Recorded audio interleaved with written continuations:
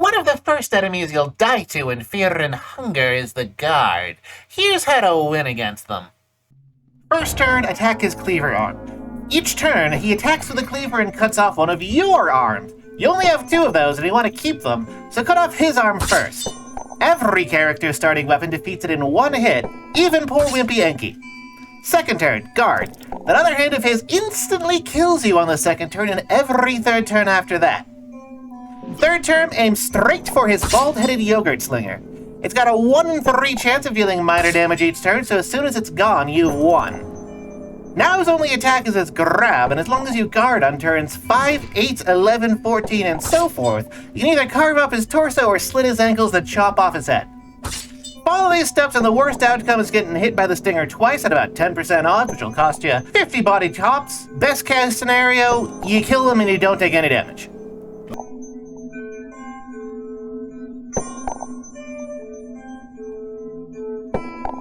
Dark Priests are an enemy that normally fight you 2-on-1. On certain seeds, a third one will spawn and fight you 1-on-1. They have incredibly valuable drops, so it's always worth it to fight them.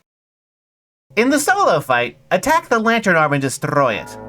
Each turn, they have a 1 in 3 chance of attacking you with it, and that attack can set you on fire. From there, attack the torso. On the third turn, and every other turn after that, they will attempt to summon something that will kill you instantly. The attack is clearly telegraphed by the message, Dark Priest is chanting. You must interrupt their chant with the talk command, or with Enki's counter magic, or you will die next turn. The strategy isn't much different for the duo fight. Attack the Lantern Arm of the one on the left. If the one on the right hit you and set you on fire, run from the fight to put yourself out.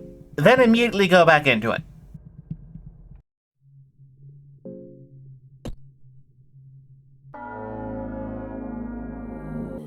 Cut off the second one's lantern arm, then focus on the left one's torso. Interrupt his chant when you need to. Only the left one can chant to kill you, so once he's dead and the right one doesn't have an arm, there's nothing left in the fight that can hurt you. Important note, these guys can drop a Priest's Lantern. This item is a weak fire attack with 100% accuracy. In a pinch, you can chuck it at someone's head to usually kill them instantly.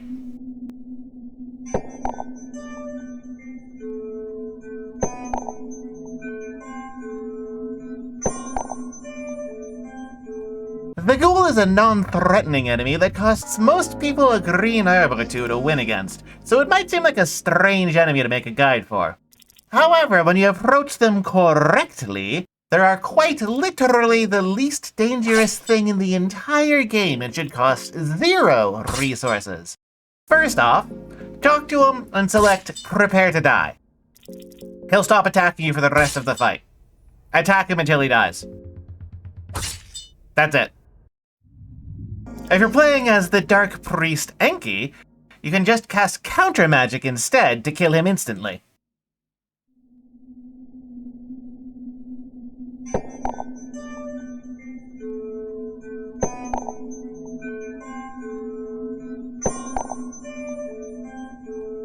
The Jaggedjaws are the first enemy you can encounter in Fear and Hunger, and if you met them as your first enemy, you're probably dead.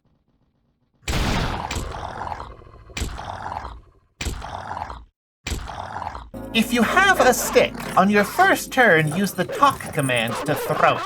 This will distract the dogs and prevent them from acting for the rest of combat, minus their instant kill attack. Even if you threw the stick, at the end of your first turn, one of the Jaggedjaws will start barking.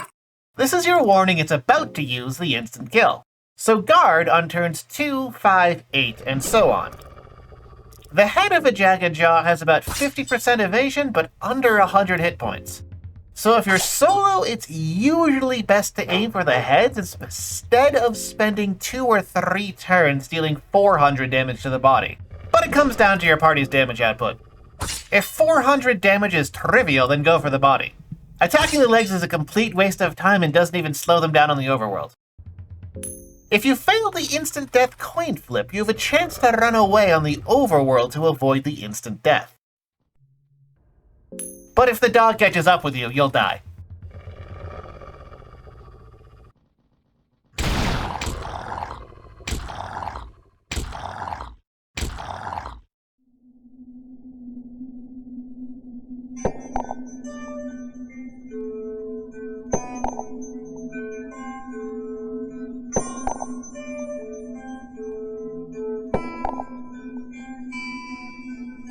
Doors are an enemy you can find sprinkled throughout the dungeon. Although they come in 4 types, they're all basically the same. The only difference between the 3 types of sturdy doors is that you can poison iron bars that have a rounded top. This doesn't actually help you because, unlike gods, doors are too powerful to die to status effects. All doors work the same way. You have to defeat them within a single turn. If you fail to defeat the door, it will escape the battle, giving it a chance to fully recover. Since they only have 1 part, there's only 2 strategies for defeating a door. The first one is the easier one. Use Leg Sweep. It kills the door instantly. The second one is a bit trickier. You have to deal 300 damage to a wooden door, or 800 damage to the other kinds, in a single turn. Doors are immune to critical hits and leech damage, so if you're planning on whipping out the katana to cut it open with a critical hit, it won't happen. Doors laugh at your delusions of folded 10 million times superior Nippon steel. It's easy to check if you have enough damage to defeat a door in 1 turn. The attack damage formula is attack multiplied by 4 minus 20 for your average damage. Damage swings 10% in either direction, so if you multiply by 1.1, you can tell if you'll be able to break a door on the maximum damage roll. Using this formula, and knowing that the result needs to be 300, we can see that to break a wooden door solo, you need a minimum attack of 74 and the highest damage roll. This means Ragnvaldr, with its 76 attack, is the only character that can defeat a wooden door with his starting equipment. Spells don't use an attack formula, they simply deal a flat amount of damage. So, Combustion, Black Orb, Hurting, and Chains of Torment can all break down a wooden door in 1 hit. If you need to know where to find these spells, check my Ultimate Hexing Guide. When facing a metal door or iron bars, you need to deal 800 damage in a single hit, so for magic, that means only Chains of Torment can open doors. For melee, this means an attack of 187 and a maximum damage roll. There's only a few ways to get an attack that high, and most of them require the Mauler soul, so check my video for how to defeat him. Most characters need the Mauler soul and either the Circle Spear or Cursed Bone Shears. Marriage is strong enough to do it with just a Cursed Claymore and the Mauler soul, while Abominable Marriage can do it with just the Circle Spear. Of course, more characters makes hitting this damage threshold easier. Getting multiple maximum value damage rolls in a row is unlikely, so to break it down with average rolls, you'll need 2 characters with an average attack value around 105, 3 characters with an average attack value of around 72, or 4 characters with an average attack value around 55. You can also just lockpick your way through most doors or find the key. However, be especially cautious of this door in Prison Configuration A. Configuration A is the one where the switch to lower the elevator is in the top right instead of the middle. In this configuration, the door in the northernmost cell, second from the left, the one with the lucky coin, can steal from you. If you open it with the 3F keys, you lose a red vial. If you need this lucky coin, either open the door without a red vial in your inventory, break it down, or lockpick it.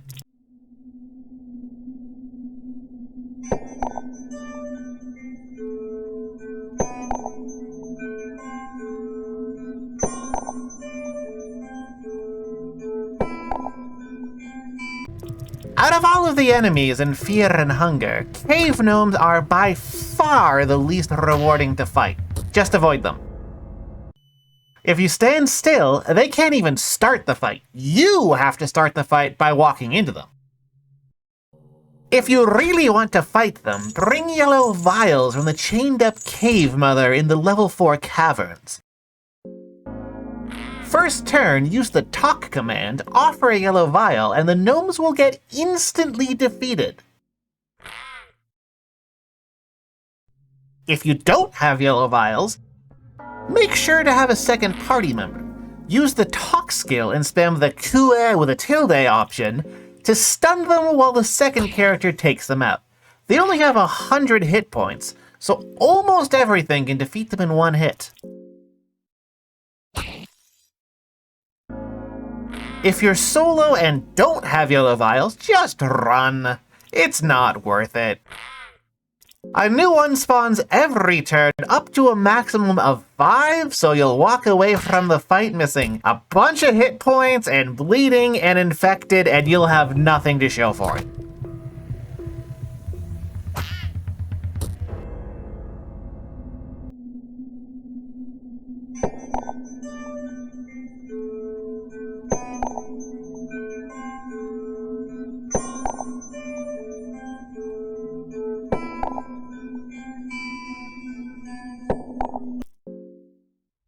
Maneba are one of the earliest enemies you can encounter in Fear and Hunger, and one of the simplest to fight. They have 3 sets of tentacles that each have a separate chance to attack you for low damage, and a head that has a chance to inject you for low damage, but gives stomach parasites if it hits. Unless you have the escape plan skill, you cannot run from this fight.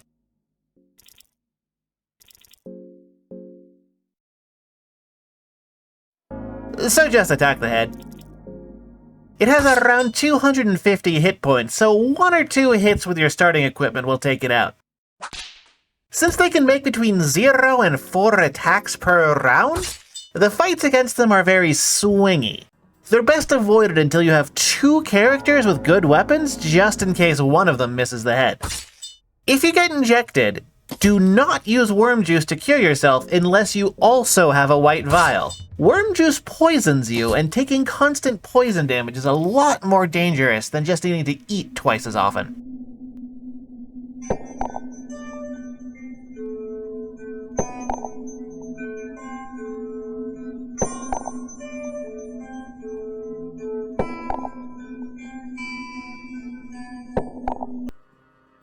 The Black Witch is an optional and mostly pointless boss encounter in the level 2 basement of Fear and Hunger.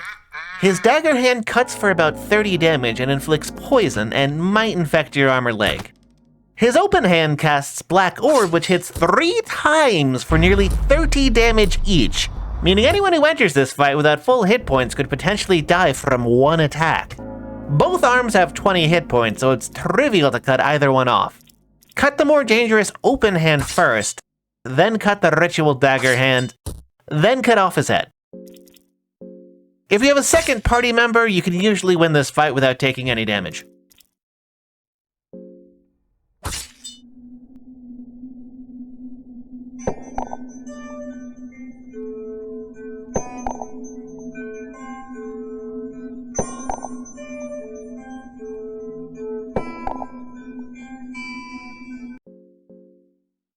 Skeletons are a unique encounter you can find anywhere you can use necromancy to recruit a skeleton. If you attempt to raise them and fail, they get so repulsed by your sheer incompetence that they attempt to put you out of your misery. It's a mercy thing, really.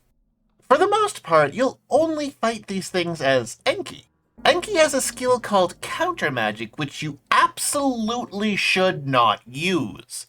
Yes, you brought the skeleton into this world, but that doesn't give you the right to kill it instantly.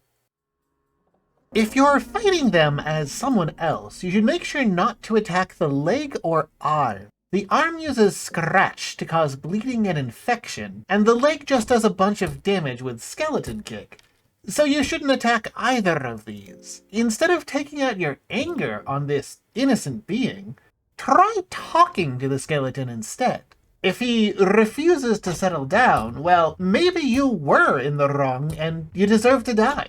I know the skeleton might seem unreasonable, but try to understand his perspective.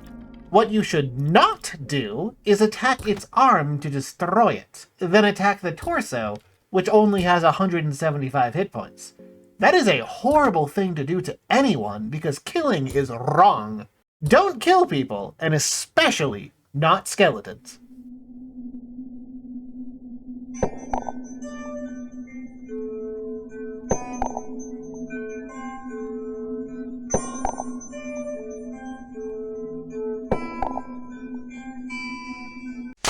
The Iron Shakespeare is an optional boss fight found in the level 3 basement. He's a very unique encounter as he defies the common sense of these dungeons. At first, his arms just deal blunt damage and break bones. There's no way to prevent or cure broken bones, so you need to prevent him from attacking with them. After one turn, the arms start to power up one at a time and deal massive fire damage and set you on fire instead of breaking bones.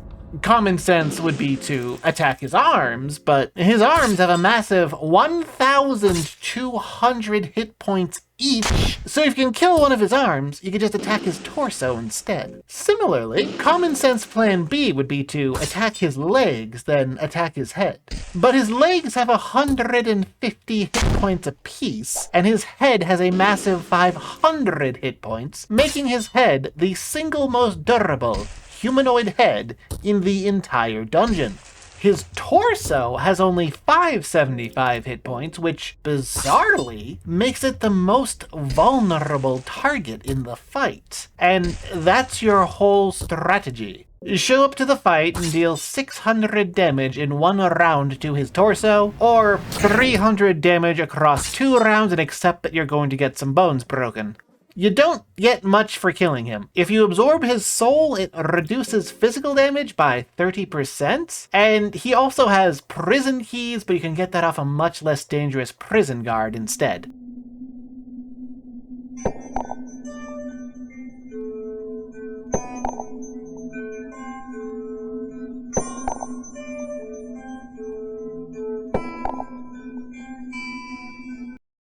Sir Seymor is a non-hostile NPC found in Basement 3.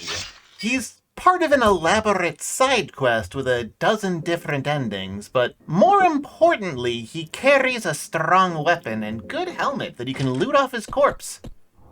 His only attacking part is his claymore, which has a massive 700 HP. The claymore uses vertical sweep A, which cuts an arm, vertical sweep B, which cuts a leg, and horizontal sweep, which is the same as the Assassin Spectres.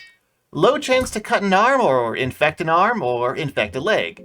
Since it hits the whole party, worst case scenario is that he gives 2 infections to, and takes an arm from, everyone. The 2 vertical sweeps hit for 45, and horizontal sweep hits for 30. Because he can cut both your arms and your legs, the only safe way to fight him, regardless of party composition and skills, is the Salmonsnake soul. Or a party that can deal 700 damage to his arms before they attack. His head has 200 HP, so aiming for a lucky headshot often won't work. His torso has 1200 HP, so it's often faster to go for the legs than the head. However, his claymore is the earliest guaranteed strong weapon, so it's worth killing him early, and each character has their own way to do that without the Salmonsnake soul. I'd still recommend saving at the crow bed before fighting him, in case something goes wrong. With the mercenary, you can actually use on guard during the conversation.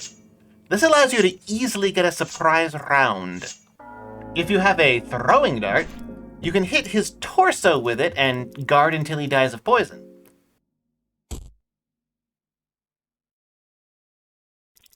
If you have an explosive vial, you can throw it to take out both his legs, then take his head off for round 2.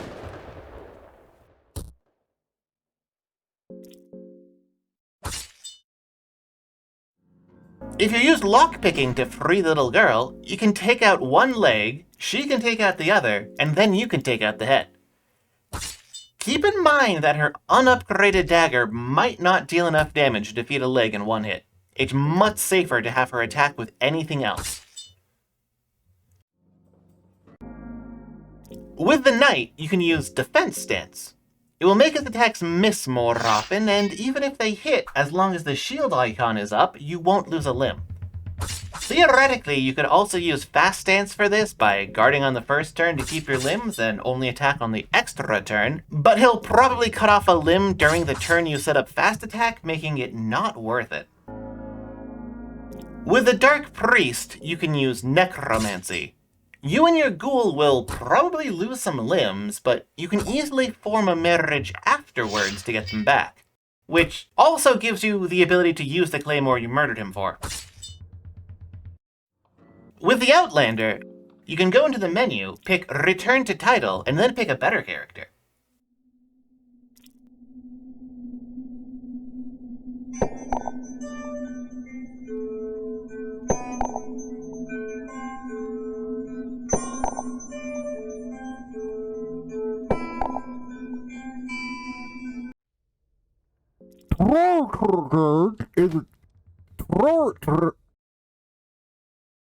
Timothy is an NPC found on the first floor torture chambers. He's involved in a couple of long and involved side quests, one of which has a dozen different endings, but I'm not going to exhaustively go through that pile of spaghetti code and explain it.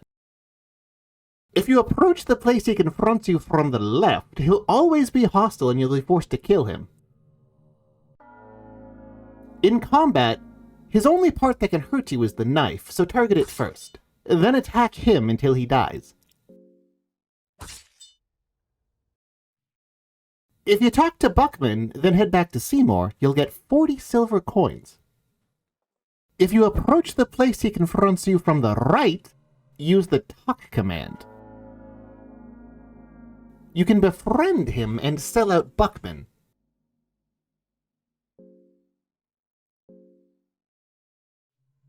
He'll give you 2 light blue vials. Later on in Present Mahabra, if you head right from the city square, you can find a knight being dragged by a Lord of the Flies. If you intervene to save her, then bring her back to Timothy, he'll tell you how to get the secret penance armor.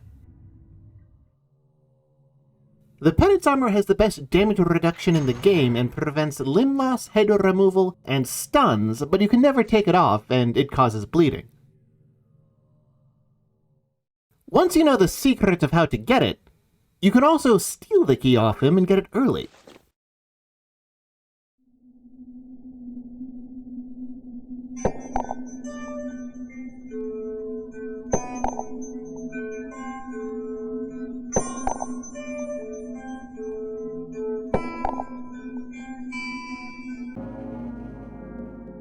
The human Hydra is a unique encounter on the first floor inner hall.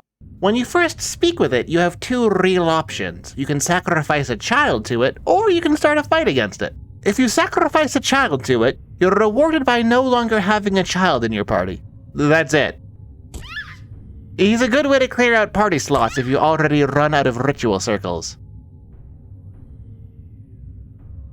If you choose to attack him, you enter a really unique fight against an enemy that can only defend himself with insults. To defeat him, attack it until it dies. You don't get anything for this. You can't even put his soul in a soul stone. It's mostly a waste of time.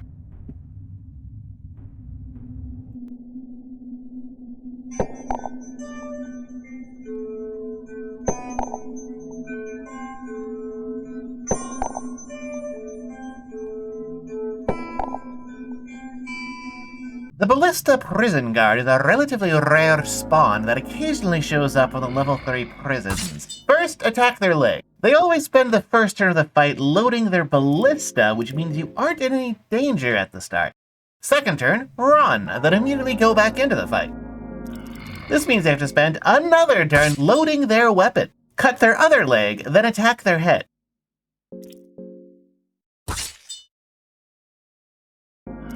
If you've rescued the girl by now and gotten her a weapon, instead of running, you can have both characters target the legs first turn, and then both characters target the head turn 2.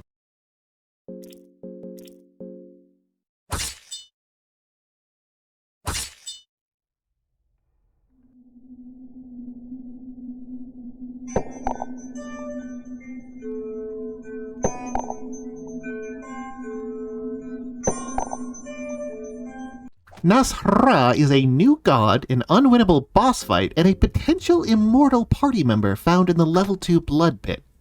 The way the fight is meant to go, he summons a beast from the darkness that kills you at the end of the 4th turn. However, the wizard cannot cast spells if you hit him with a rock. The rock has a 20% chance to miss and a 30% chance to fail to stun him even if it does hit, so each time you throw a rock at him, you only have 56% odds of stunning him. If you have 4 party members all throw rocks, you have 96% odds of stunning him for 2 turns. Nas'hrah has 9,000 hit points. The Darkness has 10,000 hit points, 100% physical evasion, and 95% magical evasion. To actually damage the Darkness, you will need to bring a purple vial. Purple vials ignore evasion and resistance to poison. Anything works on Nas'hrah, but poison and burning deal 900 damage each round to him, so bringing those will be helpful. Obviously, you'll want to bring 99 rocks, 4 party members, and as much fast attack or white angel as you can. There's at least 2 places in the game where you can find infinite rocks, here in the mines and here in Mahabra. You just have to pick them up one at a time. Turn 1, have everyone throw rocks at Nas'hrah.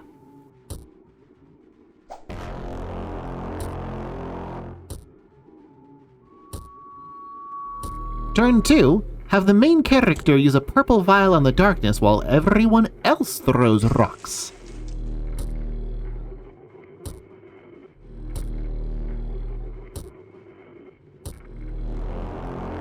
Turn 3, have the main character put status effects on Nas'hrah while everyone else continues to throw rocks at him.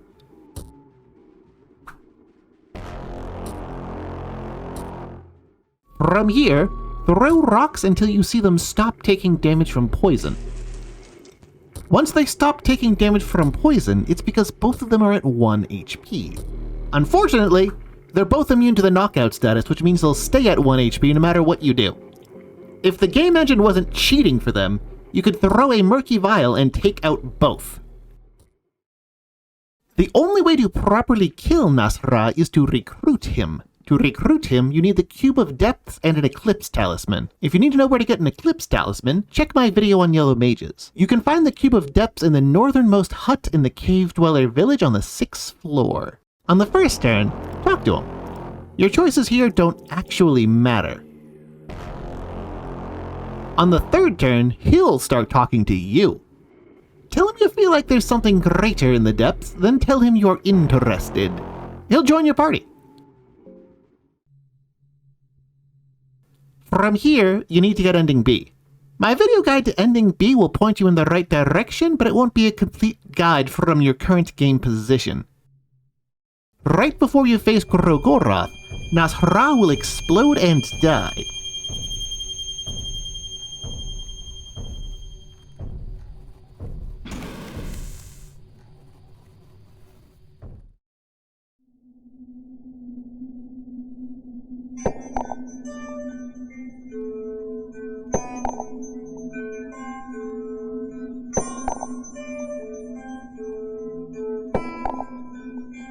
Isayah is a friendly map salesman and NPC in the dungeons of Fear and Hunger.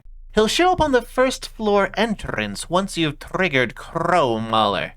Generally, if you've gotten this far, you should have at least 1 party member, so dealing with him should be trivial. His legs and head have 20 hit points, and he doesn't do anything on the 1st round, so you can cut both legs and then attack his head for a free win.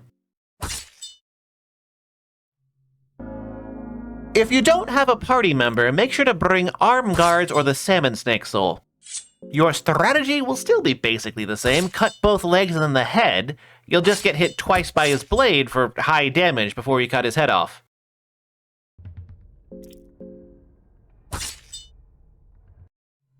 You can also throw an explosive vial or murky vial to cut off both of his legs on the 1st turn.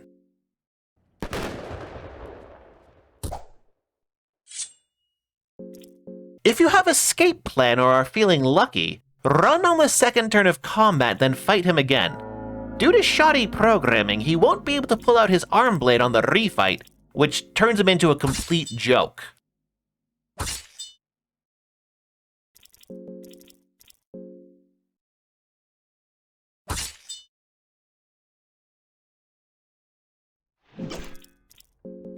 On the second turn of combat and every 3 turns afterwards, he'll use a unique coin flip attack called Plague Touch.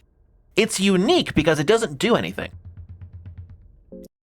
Isayah drops a ton of incredibly important items, including the best helmet in the game, and some key items for a side quest to get the best spell in the game, so it's always worth your time to murder him.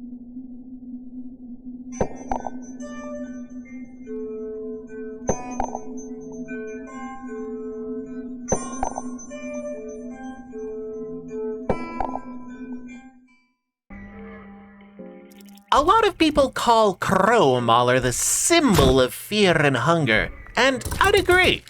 Just like the rest of the game, he's an impossible terror you can only flee from until you know the right strategy, at which point he's a complete pushover. First off, you will need Isayah's Iron Mask, and you'll need to equip it on the main character. See the previous video to learn how to get it. Second off, you'll need 1 red vial. Third off, you'll need some way to inflict the burning, poison, or bleeding status effect. You can substitute that with high damage weapons like the Eastern Sword if you want, but those are hard to get.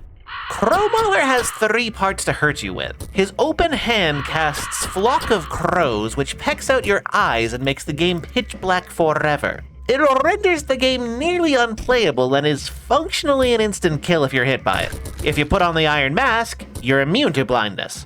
Second off, he has his head. It has a 50% chance of using Peck each turn. Peck instantly kills whoever it hits.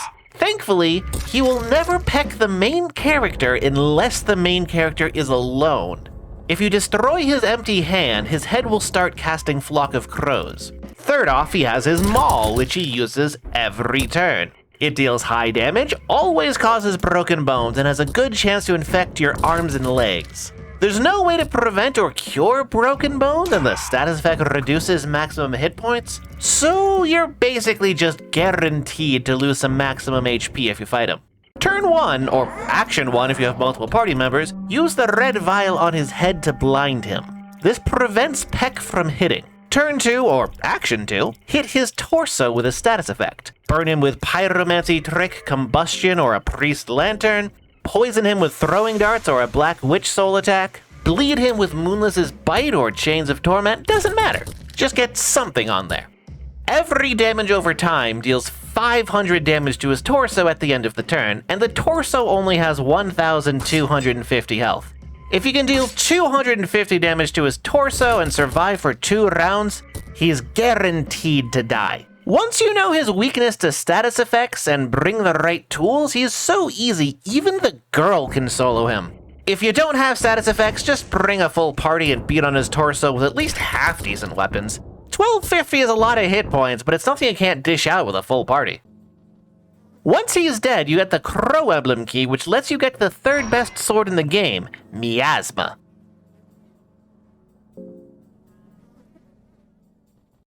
You can also put his soul in a soul stone for a massive damage boost to whoever equips it.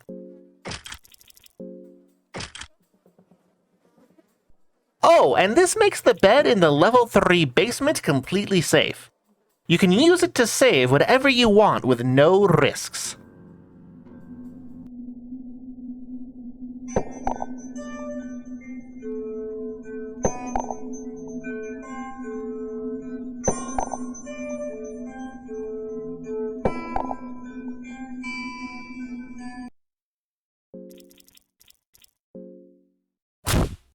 Lizardmen are a rare spawn in the Blood Pit, the Floor 6 mines, and a guaranteed spawn past the Salmonsnake pool. They have some of the best drops in the game, so it's almost always worth your time to kill every single one you come across. I generally recommend hitting them with a bear trap or arrows or something because they're a pain to fight directly. If you do have to fight them directly, bring a white vial or 2. Keep in mind, their head has a 1 in 3 chance of spitting poison for low damage and the poison status. There's nothing you can really do about that, which is why I save my bear traps for these. First off, their sword arm can cut off an arm or a leg or do nothing, so kill that arm first. After the first turn, the shield arm will use the shield skill, which means that if you attack any part of the Lizardman for the entire rest of the battle, it will counterattack for high damage. You'll even get counterattacked after removing the shield. Doesn't matter if you use magic or items, you'll still get countered.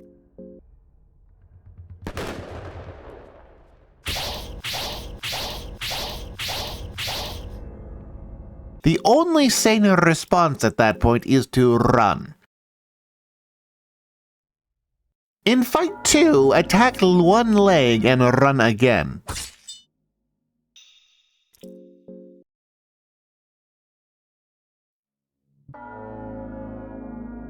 Fight 3, attack the last leg and then run again.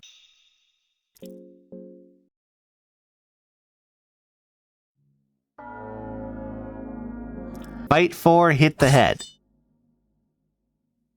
The shield has high HP, so if you try to cut it off at the start, he'll start using Tail Whip instead, so I don't recommend trying to target those. It just gives him more chances to poison you. These guys have a 1 in 3 chance of dropping the Crude Sword, which is the second best mundane weapon. They can also drop a Ring of Wraiths, which gives infinite healing. If you have multiple party members, you don't need to run between every attack. Only after he uses shield. It'll save you some time.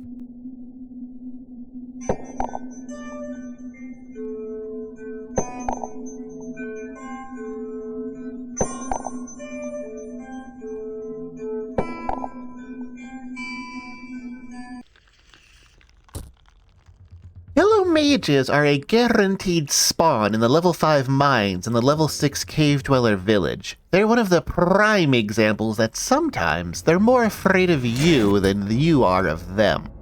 When you approach the first one, do so slowly. Instead of attacking, he will stand up to display his bright yellow warning coloration. If you move cautiously and keep your distance, he will leave you alone.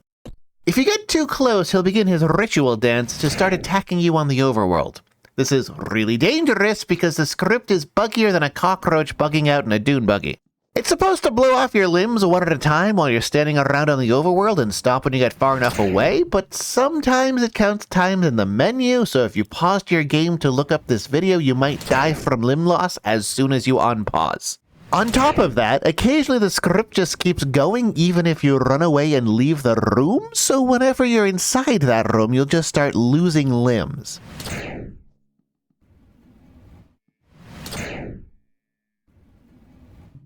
Sometimes it only causes bleeding instead of blowing limbs off.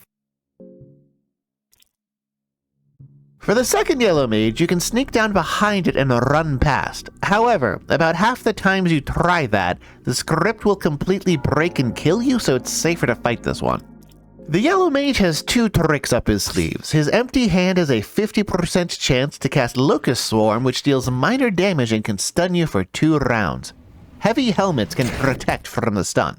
His torso casts Hurting, but only if both legs are intact. If you see him begin his ritual dance, he'll cast Hurting next round. Common thought is that he should cut his hand, then cut his leg. I disagree. Your first priority is to cut a leg because that's the only part that can really hurt you. The legs are the only real threat. Once the leg is cut his empty hand. Now that he's dismembered and unable to fight back, it's a perfect time to strike up a conversation. On turn 3, ask him which god he serves, then answer Grogoroth. Turn 4, talk to him again and ask if he can teach about Grogoroth. He'll give you an Eclipse Talisman, an accessory that boosts magic defense. And something you need to recruit Enki and Nas'hrah. If you have Steel, you can steal one from him before talking to him and get an extra one. It's not the greatest accessory in the world, but it's better than a sharp stick in the eye. From there, just kill him. Doesn't matter how. If you set his robe on fire, you get instant access to his head, but he's so frail it doesn't really matter much or help at all.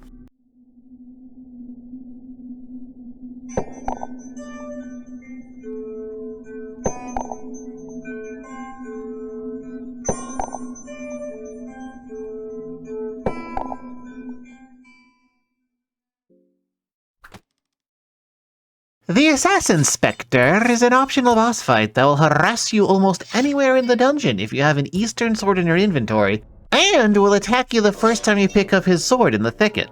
Because he's a ghost, he's immune to conventional damage. You either need a cursed weapon or magic. Thankfully, if you're fighting him, you have one.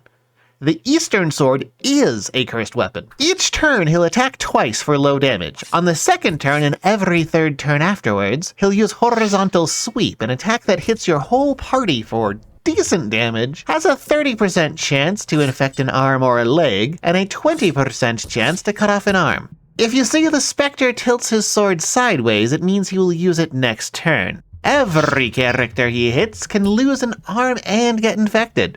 So if you're really unlucky, he'll cut off 4 arms in one swing. He has 1,000 hit points and only one body part, so the fight is simply dealing damage. The Eastern sword you're carrying has a 40% crit rate and can usually kill him in 1 crit. Even if you don't score a crit, you can kill him in 4 hits at worst and 3 on average. This means you only get hit by horizontal sweep once and have an 80% chance of walking away with both arms. If you bring arm guards or the Salmonsnake soul, he's basically harmless if you fight him at full HP and brought decent armor. This makes the fight devastatingly simple. Pick up the Eastern sword and then run away from the first fight to equip it.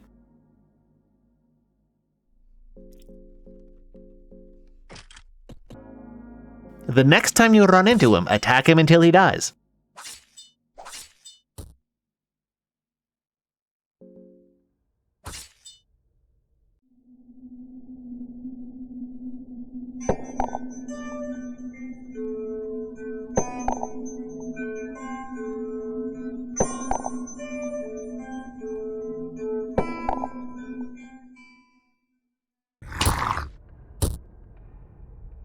Moonless is an enemy and potential recruit in the level 4 caverns that's trivial to both recruit and defeat. Throughout the dungeon, you can find rotten meat at various tables. It's useless to eat it, but it's great against certain enemies. If you have at least 1 rotten meat or 1 stick in your inventory, this fight is free. First, pick the talk command and offer rotten meat or throw stick, then attack Moonless until she dies.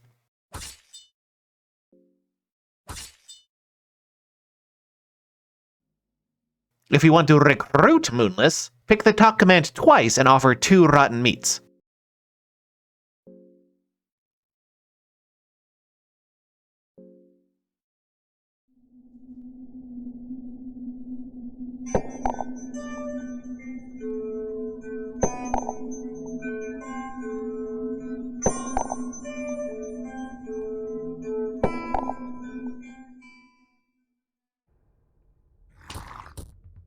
Night Lurches are a pretty awful enemy that you're better off avoiding. There's no good way to fight them without spending resources or having a large party or abusing skills. Both of their claws inflict bleeding on any hit and critical injury 70% of the time. Critical injury means that the next time something moves your HP, whether it's healing or taking damage, you'll get set to 1 hit point. He also has a bite attack, which has 70% odds to infect either your arm or your leg. He performs all of these attacks every single turn. If he's pollinated, he'll also make a pollen attack for a nice 4 attacks per round. He also has a coin flip attack he uses on turns 2, 5, 8, etc. This attack won't kill you, but it does give you the butthurt status effect. You can probably already see why I don't like these things.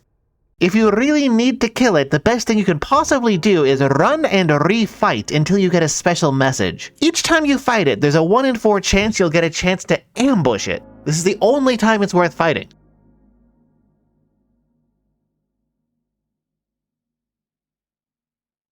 First turn, target the horn. Second turn, cut the head.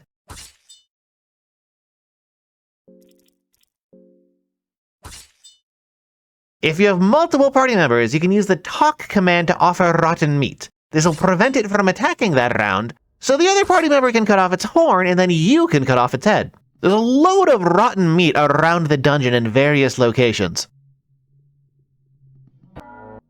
This won't work if it's pollinated and has a flower sticking out of its head.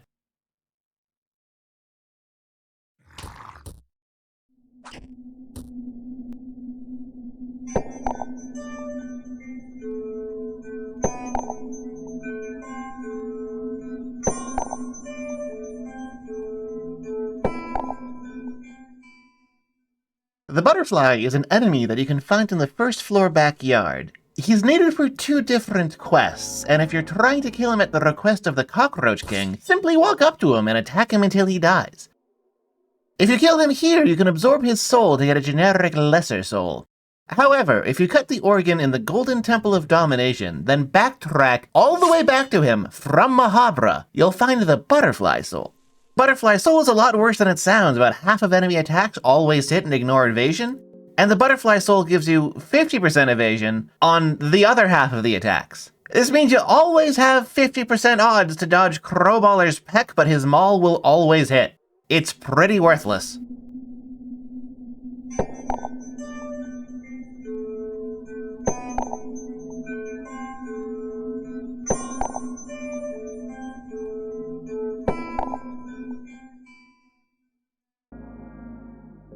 Many of you might wonder why you'd want to kill Cahara instead of recruit him, but there's actually 2 really good reasons.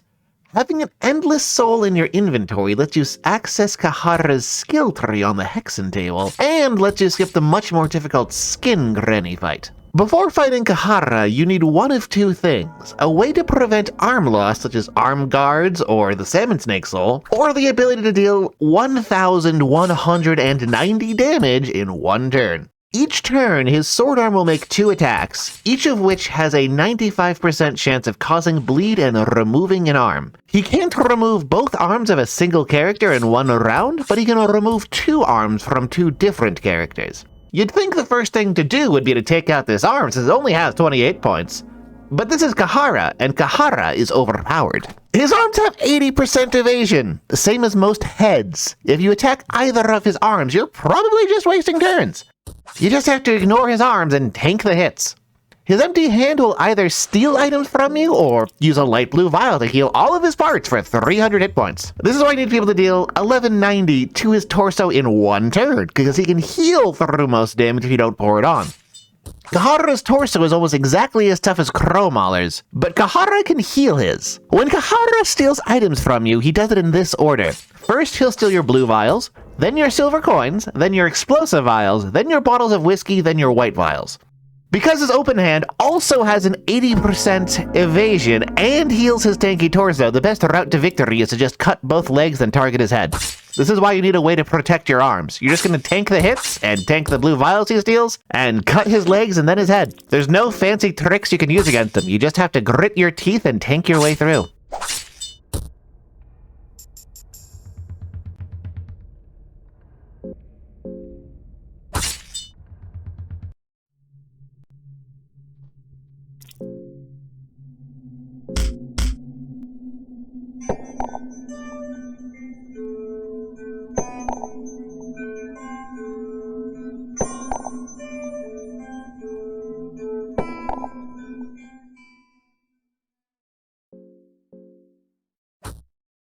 Many of you might wonder why you'd want to kill Enki instead of recruit him, but there's actually 2 really good reasons. Having an enlightened soul in your inventory lets you access Enki's skill tree on the Hexen table, and it lets you skip the much more difficult Valtiel the Enlightened fight.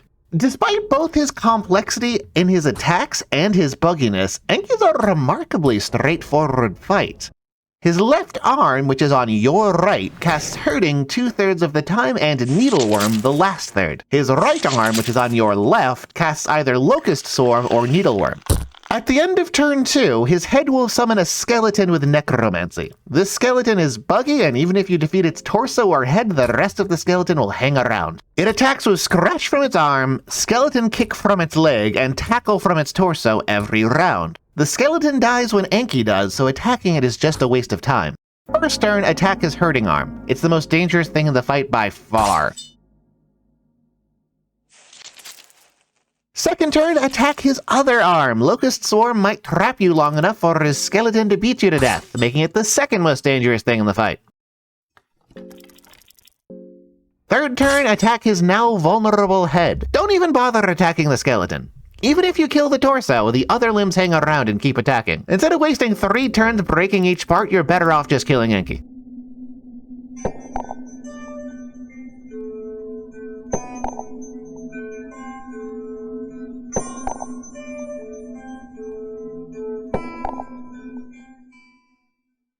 Many of you might wonder why you'd want to kill Da'ars instead of recruit her, but there's actually one good reason.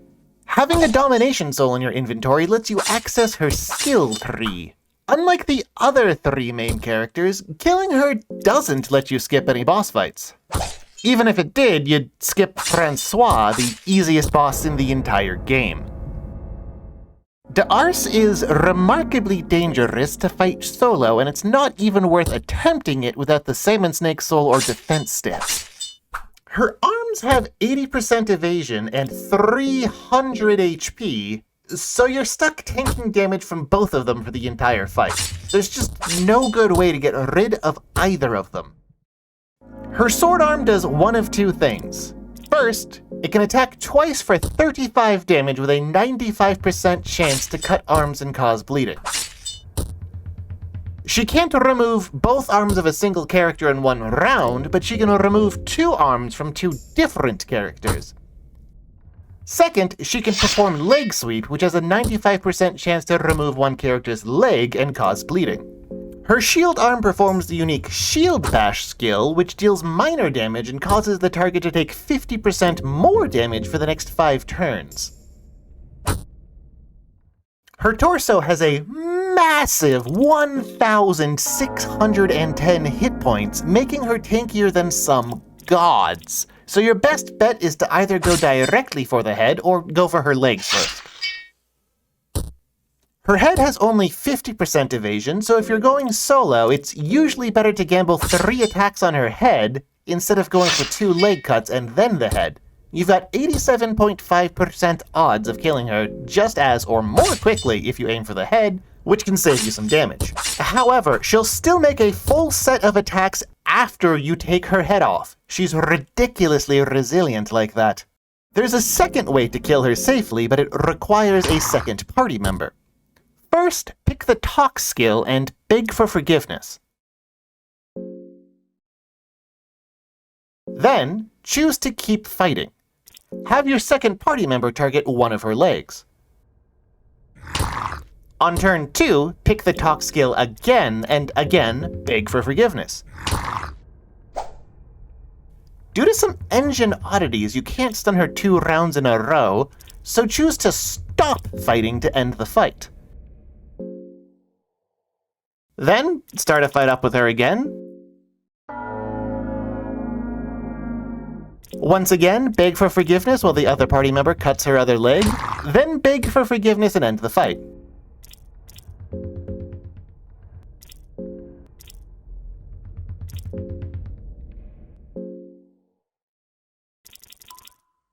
Fight her a 3rd time, beg for forgiveness, and then target her head.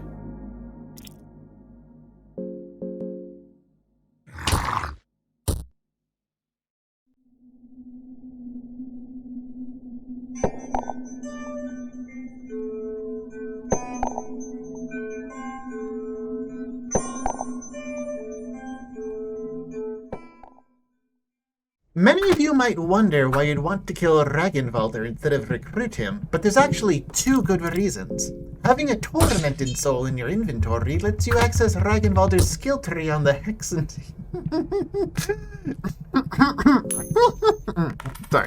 Sorry. No, his skills suck so bad you'd be stronger if you didn't learn any, so there's actually only one reason. It's because it lets you skip the much more dangerous Tormented One fight. Ragnvaldr is an oddly simple fight. Each turn he fires his bow, and every turn after the first he'll use Marksmanship, a coin flip attack that kills you instantly. If you have 2 party members, you can cut both of his legs and then hit his head before he uses Marksmanship. If you're solo, then just go straight for his head. His head has relatively low evasion at 50%, which is the same evasion as his arms. His arms have 350 hit points, while his head only has 20, so by the time you've done enough damage to his arms to disable them, you could have just killed him with a headshot. It's a gamble if you fight him solo, but you get 2 shots at his head at 50% odds before he starts going for your head at 50% odds, so it's not super dangerous unless you get really unlucky.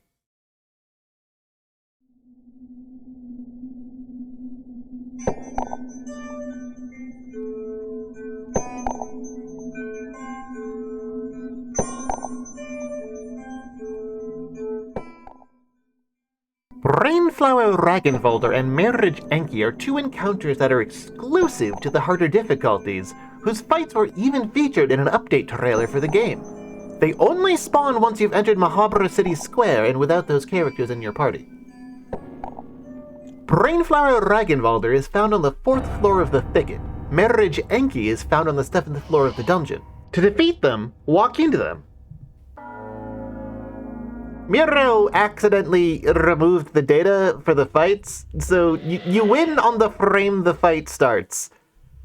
You can absorb their souls with soul stones to get a free Tormented Soul and free Enlightened Soul, which lets you skip Valtiel in the Tormented One fights and unlocks their skills on the skill tree. Rainflower Ragnvaldr spawns even on hard mode, although Marriage Enki only spawns on terror and starvation.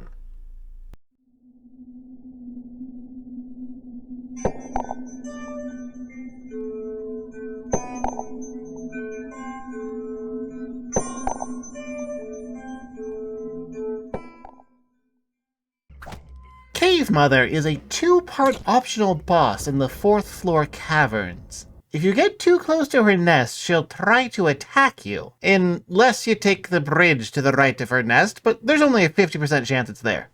Before fighting her, you want to make sure to bring one of 3 things: the Salmonsnake Soul, 2 red vials or some other way to blind her, or the ability to deal 375 damage in a single round. The torso technically has 4 attacks, 3 of which share the same name, One Tooth Bite. The 3 copies of One Tooth Bite either always sever an arm, always sever a leg, or just deal damage. She also has a 1 in 4 chance of tilting her head instead of attacking. If her breasts are intact, then at the ends of turn 1 and every other turn afterwards, a cave gnome will show up. Using a red vial on her torso to blind her cancels out One Tooth Bite. From there, you can just alternate between swatting down cave gnomes and attacking her torso until she dies.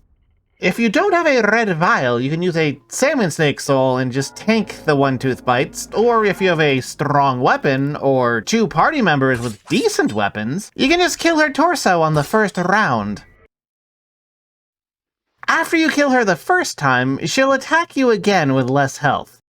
She only has 325 HP on her torso this time.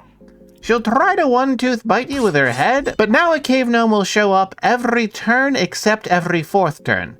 So do what you did the first time. Her head's a distinct part this time, so if you have a multi-hit attack like Flock of Crows or Black Orb, you can aim that at her head to kill her. Once she's finally dead, you can collect her soul to get an accessory that boosts your damage by 10%, and collect a bunch of gnome eggs from her corpse. The gnome eggs can help out a lot with the Salmonsnake fight.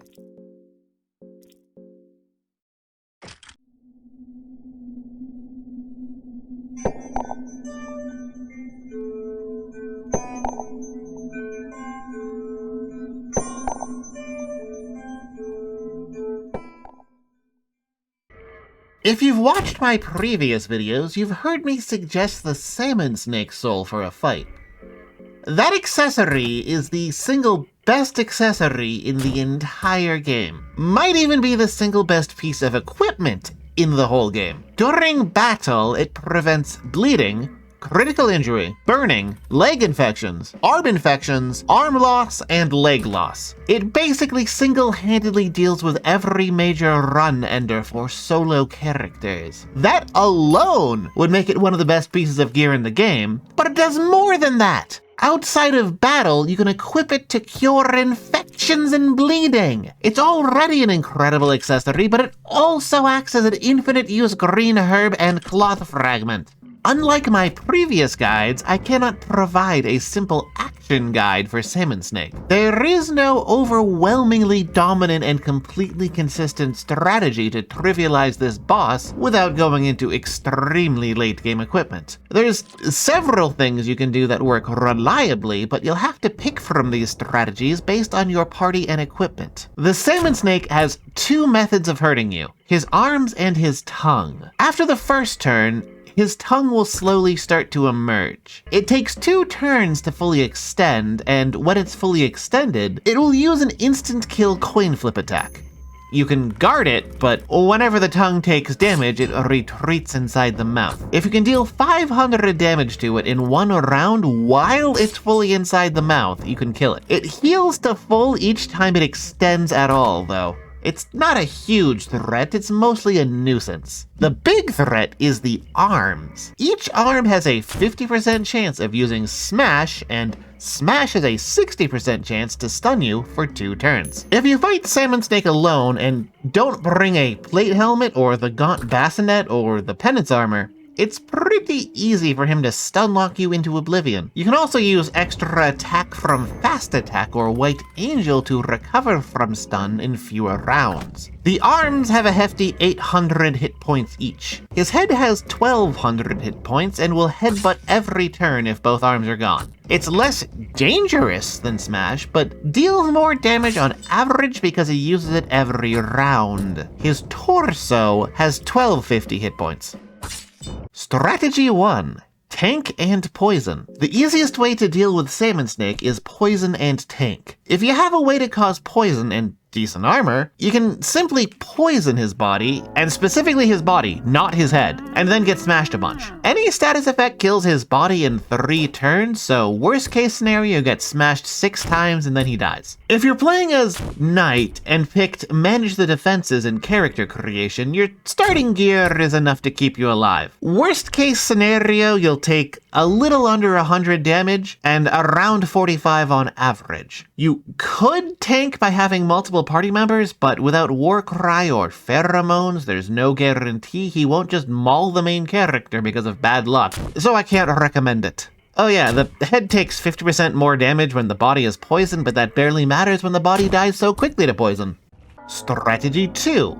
Dense Gnome Eggs. The second easiest way to deal with the Salmonsnake is to kill the Cave Mother and stun lock him for 6 turns by using Gnome Eggs. See my video for how to kill Cave Mother safely. If you use the talk command and select offer a gnome egg, Salmonsnake won't attack you that round, or the next round. Do this every turn and this will stun him long enough that even if your only other party member is the girl with the cursed dagger, you can kill him before he finishes eating the eggs. Just remember that after round 6, you should start attacking too.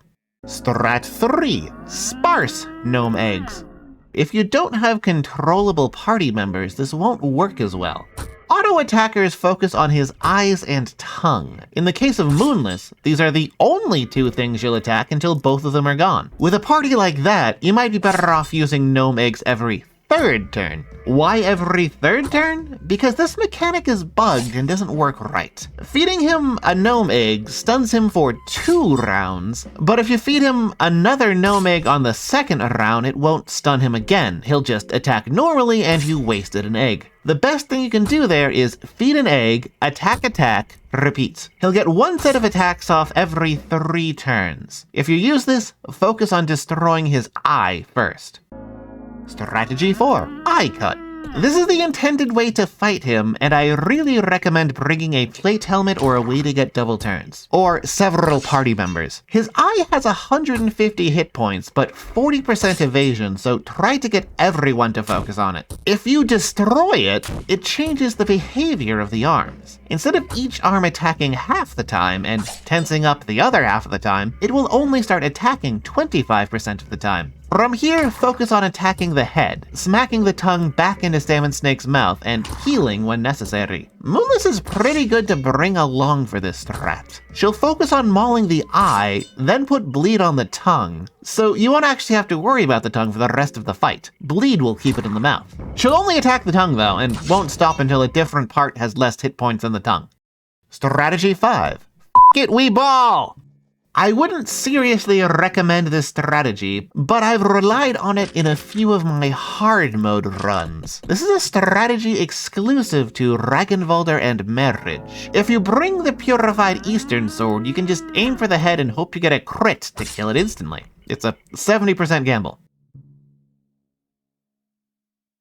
I consider these the main strats, but you'll need to mix and match based on your party composition and the items you found.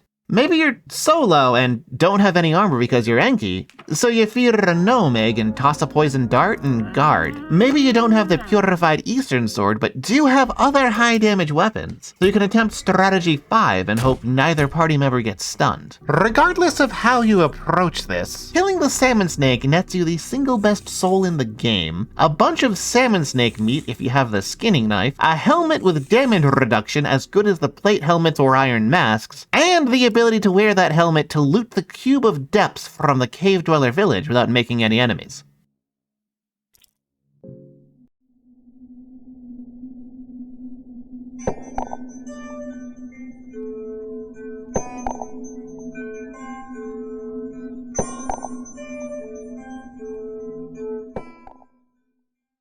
The Old Knight is a single person, but 2 different enemies you can find on the 5th floor mines. Sometimes 3 or 4 enemies, depending on how glitchy the game feels like being. You can find the Knight Spectre wandering around. You're not supposed to fight him, and you don't gain anything if you do. The body can be found lying down somewhere else. If you defeat the body, the ghost goes away and you gain access to Nas'hrah's lair. The body is basically just an action economy check. At the end of turn 2, the ghost form will join the battle and start attacking, so you need to kill all 7 parts of the Old Knight's armor in 2 turns. The body's right arm is the only one that makes any attacks. It uses vertical sweep A, which cuts an arm, vertical sweep B, which cuts a leg, and horizontal sweep, which is a low chance to cut an arm or infect a leg, but hits the whole party. Worst case scenario is that he gives 2 infections to and takes an arm from everyone. The 2 vertical sweeps hit for 45 and horizontal sweep hits for 30. The ghost form shares all these attacks.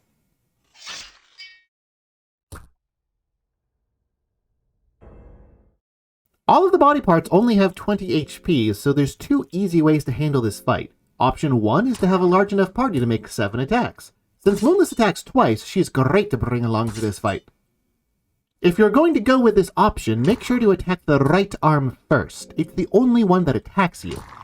Option 2 is to bring AoE attacks. A single explosive vial will instantly win the fight if it doesn't miss any parts. Murky vials never miss, so bringing 1 murky vial is enough to instantly win the fight. Option 3 is kinda stupid and I don't recommend it. But you can use the menu run, not the skill run, to run from the fight if the Ghost Knight shows up. I have a video about how running works, and it's worth watching to understand how to run from this fight easily. If you kill 1 or 2 parts then run, you can repeat the fight without the Ghost Knight giving you grief. The Knight Spectre is its own fight, and I do not recommend actually fighting it. It's immune to all direct damage except otherworldly damage and has 10,000 hit points. If you really want to kill it, bring the Salmonsnake soul or the White Angel's soul, some healing, poison darts, and a fire spell. Fire magic won't hurt it directly, but both the burn status and the poison status will deal 1,000 damage per turn. If you're using the White Angel soul, guard on the main turn and only act on the extra turn to keep your limbs on. It won't die to status effects, so you'll need to land the last hit by hand.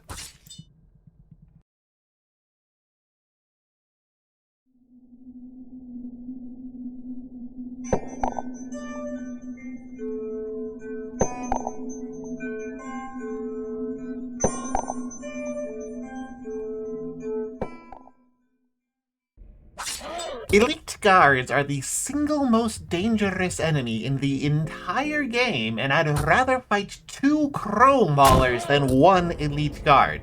There's only 2 in the game, 1 in the 7th floor near the guard, and 1 in either the prisons, the basement, or the torture chamber. The trick to fighting them is don't. It's not worth it. It's never worth it. No, not even then. You can't even use bear traps or arrows on the one on the 7th floor, and half the time they don't work in the prisons. Just run. If you got trapped in a corner and have to fight one, bring arm protection like arm guards or the Salmonsnake soul, and have over 100 attack power.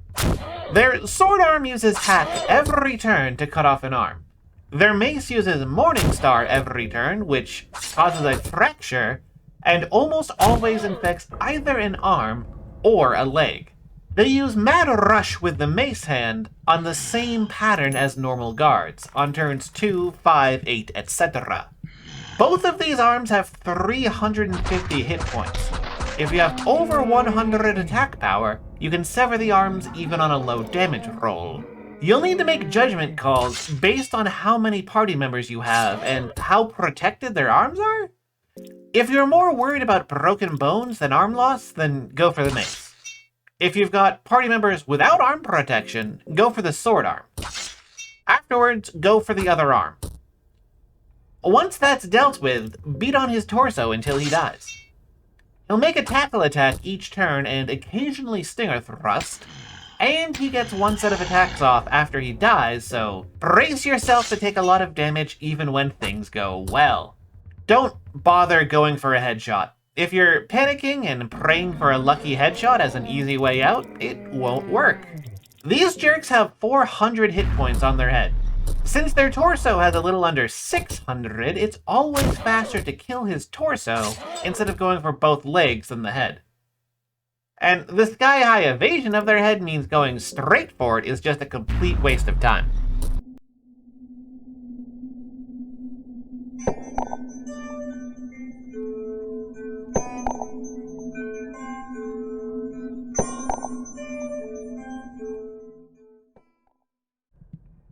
Mumblers are a nuisance you can find all over the thicket.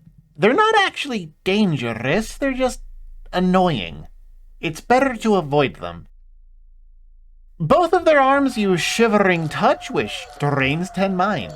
Their head has a 1 in 3 chance of using Soul Binding, which reduces your mind to 50 if you have more than 50 mind. Unless you're playing as Marriage, at which point it reduces your maximum mind to 50 forever. If you attack their head, the head will explode to deal 10 damage to someone and poison them. This is the only way they deal HP damage. The head has no boosted evasion, so if you're willing to take the damage and poison, this is the fastest way to kill them. The most important thing to remember when fighting these things is to never finish a battle at 0 mind. If you finish the fight at 0, you'll instantly gain Panophobia. Use alcohol during the battle to recover your mind. If you have a Sorcerer's Stone, you don't have to worry about Panophobia at all. You have to make a choice when fighting these things. Do you want to lose mind, or do you want to get poisoned? If you're okay with losing mind, beat on their torso until they die. If you're okay with getting poisoned, hit their head once. Auto battlers tend to aim for the head, but Moonless and Skeletons are immune to poison, so bringing those to the fight isn't necessarily a bad idea.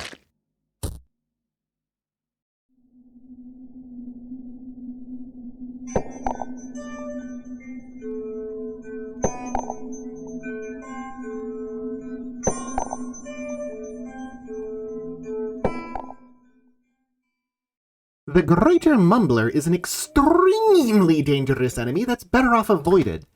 One can be found in the bottom of the thicket and the other in the ancient library. Similar to elite guards, it's never worth fighting them. The arm with the bell uses Empty Echo to deal 50 mind damage.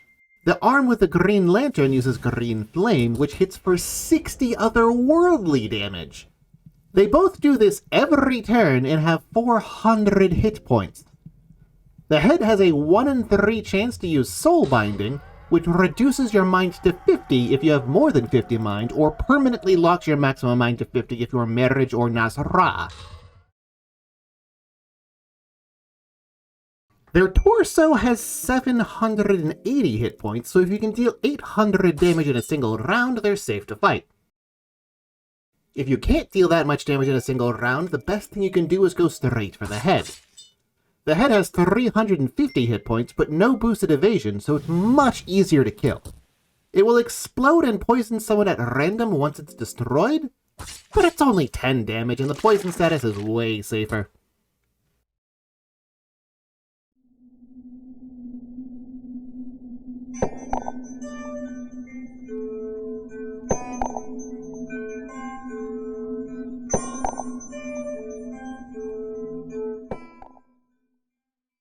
Cave Dweller technically refers to 4 different enemies in the Cave Dweller village, but 3 of them are all fought the same.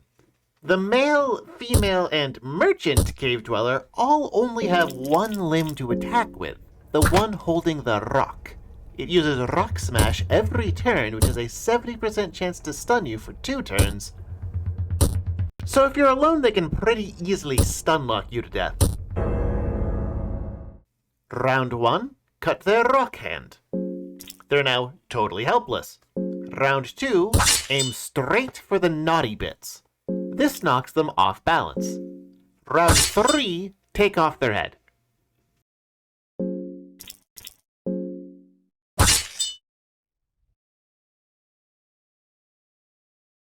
The Cave Dweller warriors have a spear and are much worse to fight. Their arms have 45% evasion, but still go down in one hit. They attack with the Ritual Spear every turn, which has a high chance to cause poison and a good chance to cause bleeding.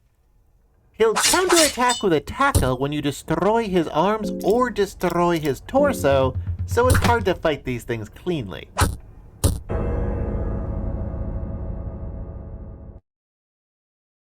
If you can deal 350 damage in a single turn, you can kill his torso in 1 round.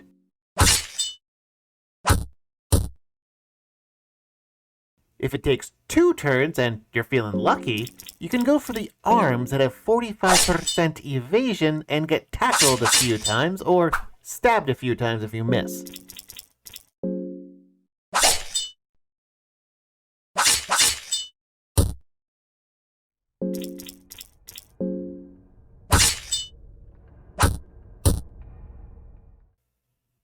Or go straight for his head, which has 55% evasion, but prevents him from attacking at all. Personally, I recommend going for the torso. It's really easy to deal 350 damage in a single turn. Side note, the Cave Dweller Merchant has only 35% evasion on her head. It's still safer to go for the arm, but I guess that hat slows her down a lot.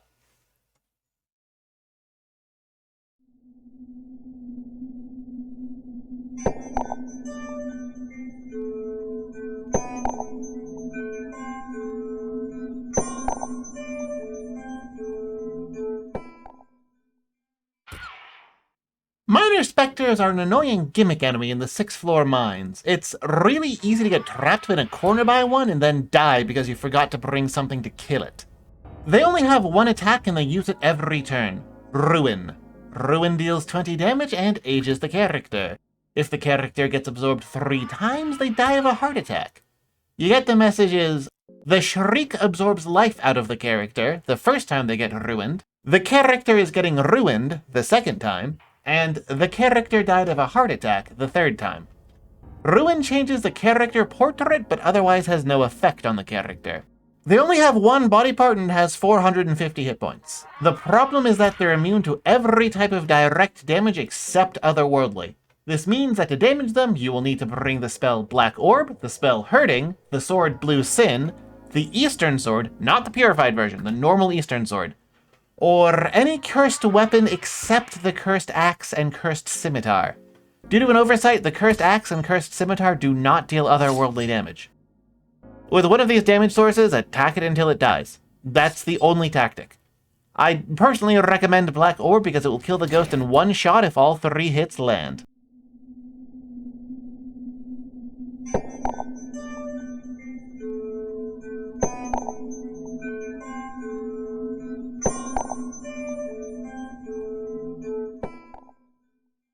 The Bloody Man is an enemy found in the Tomb of the Gods in the present. He's essentially a more annoying ghoul. Just like a ghoul, his arms use Scratch every turn to cause bleeding, arm infections, and leg infections. Just like a ghoul, his head has a 2/3 chance of using Nasty Bite, which has a 70% chance to either infect an arm or a leg, but never both. Just like a ghoul, they make a full round of attacks after death. There's 2 things that make them different from a ghoul. Their torso has slightly more HP, and you cannot disable them in 1 turn by talking to them. There's only 2 ways to defeat them before they make an attack. You either need to hit 3 times and destroy their arms and their head, or you need to cast counter magic to instantly disable them. If those aren't possible, bring the Salmonsnake soul. You don't need to equip it during the fight. Equipping the Salmonsnake soul on whoever got hit after the fight will cure bleeding and infection. To kill them, pick the talk command and ask their origin. They'll make a full round of attacks. Then tell them they're the product of necromancy.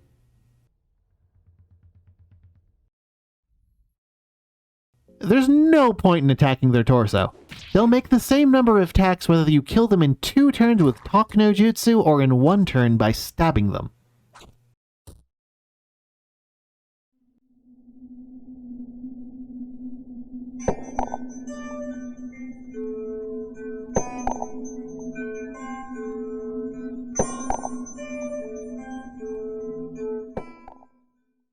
The Body Snatcher is an enemy with unique status effects found in the Tomb of the Gods and the Ancient City. They're pretty risky to fight, but worth it because they drop the second best light armor and a throwing dart. The more party members you have, the safer it is to fight them. If you're going to fight them with 2 characters, bring a white vial. If you're solo, also bring the Salmonsnake soul. They have 4 arms, 3 of which make an attack every turn. Right arm 1 uses a paralysis dart, which paralyzes whoever it hits. Paralysis wears off at the end of battle, but whoever's hit by it won't get a chance to do anything for the rest of the fight.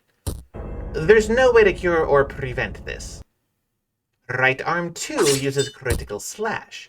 Critical slash always gives bleeding, has a 70% chance of causing critical injury, and a 50% chance of giving you an arm infection. The Salmonsnake soul counters all 3 of those. Left arm 2 uses toxic dart, which causes the toxic status effect. Toxic is the same as poison, but deals twice as much damage and works on skeletons for whatever reason. It's cured with a white vial. All of these attacks hit automatically regardless of evasion or blindness. The first thing you need to do is get rid of the paralysis dart. If you're alone, it's an instant kill attack. Second thing you want to get rid of is the knife because it deals the most damage.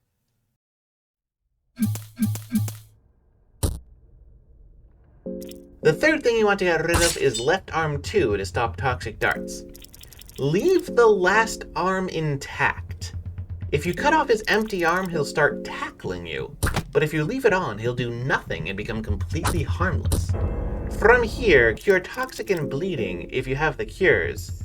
Then attack his torso until he dies.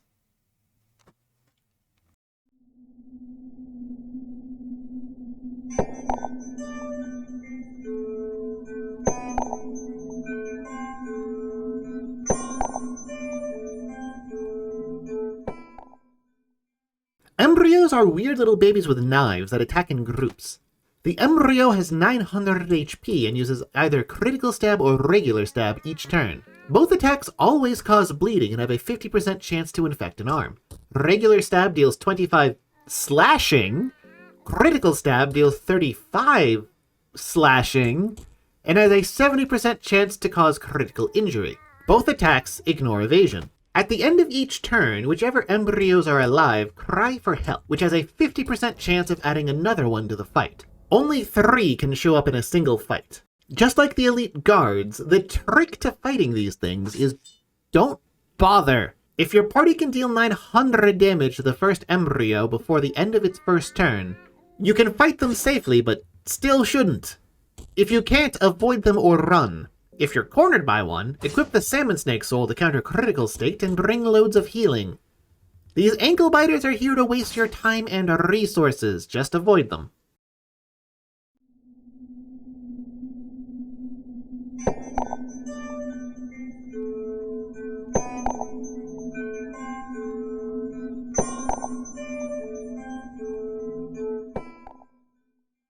The Uterus is a relatively non-threatening enemy found in past Mahabra. They're slow-moving, easy to avoid, and don't drop anything. Their arms and head have 20 hit points, but destroying the head doesn't do anything. Their left and right arm are 50-50 on doing nothing or using Rusty Claw. Rusty Claw deals 10 slashing damage, has a 25% chance to cause bleeding, and a 40% chance to infect an arm and a leg, and ignores evasion. With bad luck, a single hit can cause bleeding and 2 infections. Their torso has a massive 1,600 hit points. You need to destroy it to end the fight. Their main gimmick is the Embryo. It will drop from their stomach, slowly crawl towards you, and start attacking on turn 4. Aside from calling for help, they work exactly like embryos from my video on them, but you should never have to fight them here. Because these things can infect and bleed you, I highly recommend bringing the Salmonsnake soul. You don't need it equipped for the fight, but you'll want to equip it to anyone that got hit after the fight. You also need to be able to deal at least 400 damage per round with your party. On the first turn, attack one of the arms. You have a 50% chance to get hit by rusty nails afterwards, which is why you should bring the Salmonsnake soul or at least a green herb and cloth fragment. On the second turn, attack the other arm. The Uterus is now harmless. If you can deal at least 800 damage per round, attack the torso until it dies. If you can't, on the third turn, and fourth turn if necessary, run. From now on, whenever you fight the Uterus, the Embryo will already be out and on the ground, but at the end of the first turn, the Uterus will suck the Embryo back in and it will start crawling towards you again. If you can deal at least 400 damage per round, you'll get attacked by the Embryo once on the first turn and be able to defeat the Uterus before it attacks you a second time. It's not really worth the time to kill these things. They don't have any drops and you can't even use a soulstone on them. However, it's often worth it to steal from them if you have the option. You will either steal a white vial which cures poison, or you will steal an orange vial. Orange vials are really good in the late game, as they add 50% more damage to a character for 5 turns. With how many late game enemies and bosses boil down to hit them until they die, this can really speed up a bunch of fights that might otherwise be pretty dangerous.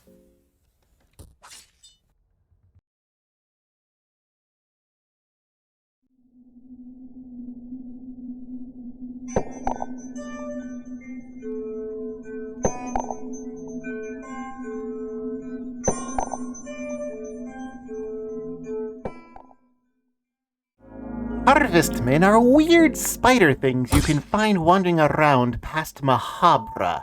They're not worth fighting and usually aren't too dangerous, but you can't run from them and have to fight them if you touch them.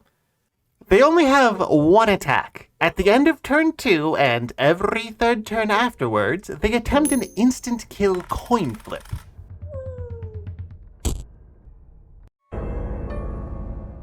If you're facing the Harvestman in the Temple District, to the left of the bug-eyed figurine and the right of the library, you cannot guard the instant kill, and you will have to call it correctly each time. You can guard the other Harvestman, though. This one's just unique.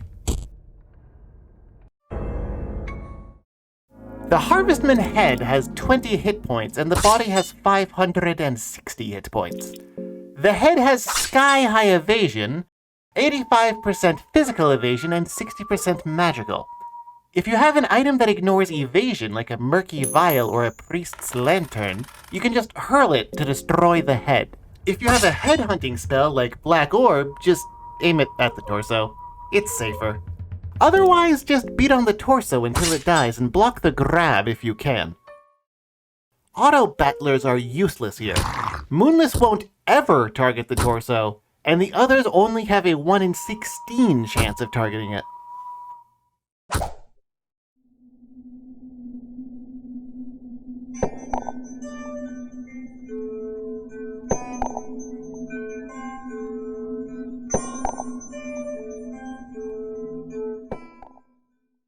The Lord of the Flies is an enemy you can find wandering around present Mahabra and is more or less the reason I recommend traveling through Mahabra in the past instead. They deal a lot of damage and require the On Guard skill to fight perfectly safely. If you start a fight with them without using On Guard, there's a 1 in 3 chance you'll get a coin flip before the fight even starts. If you fail the coin flip, the main character takes 10 damage. Their arms have 400 HP and use Hairy Palm for 30 non-elemental damage each turn. Since it's non-elemental, armor doesn't help. Harry Palm ignores evasion but has a 10% chance to miss. Their arms go for a coin flip instant kill on the, sing it with me now, second turn and every third turn after. Why didn't you sing it with me, dude? What the heck? You get a warning which arm is about to do it. When you see the message, Arm of the Beast twitches, it means it's going to use that arm to perform the coin flip next turn instead of using Harry Palm. Their head has the standard 20 HP and a 1 in 4 chance of using Bad Breath, which deals 20 non-elemental damage, and has a 95% chance to poison you. Their torso has 700 HP and a 1 in 3 chance of attracting flies at the end of each round. This does 5 non-elemental damage, ignores evasion, and has a 10% chance to miss. If you set the torso on fire, the head becomes vulnerable. Like prison guards, these guys get a full round of attacks off after you kill them. If you have party members, on the first turn, talk to him, select Please Don't, then select Please I Beg of You. His torso can still attract flies and he can still do his coin flip, but this stops the rest of his attacks for that turn. You can't stun him 2 turns in a row, but you can stun him every other turn with this. If your other party members can deal at least 350 damage, or can deal fire damage, have them attack the torso. On the second turn, you should be able to get everyone to work together and finish off the torso or cut off his head, taking only 1 Harry Palm attack. If your damage is low and you don't have fire, talk on the first turn while your party cuts legs, guard on the second turn while your party cuts the other leg, then talk again on the third turn while your party cuts the head.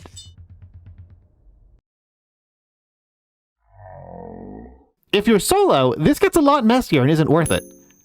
Since all his attacks ignore armor and he gets a round of attacks off before dying, if you get incredibly unlucky and take all possible attacks on the first turn and they roll high on damage, you could lose even if you kill him on turn 1.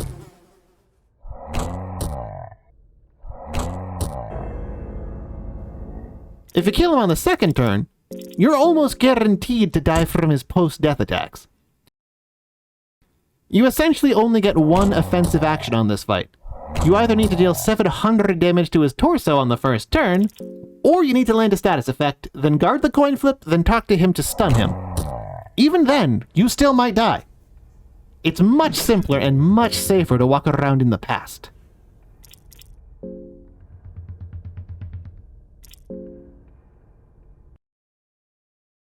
There is, however, a silver lining to dying to these things. Half the time if you die to them, and every time if you die to their coin flip, instead of a standard game over, you'll get dragged to 1 of 2 cages. You can escape these cages with lockpicking, a red vial, or a small key. And if you do, all of your status effects except for limb loss will be cured, you'll have 31 HP, and you will no longer have a phobia.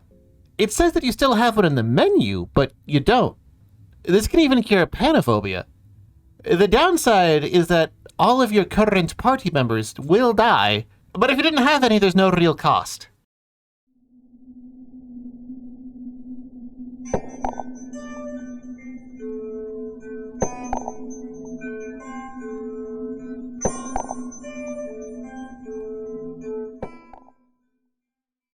Infected enemies are variations of normal enemies you can find in various spots in the dungeon. They work almost identically to normal enemies with 2 key differences.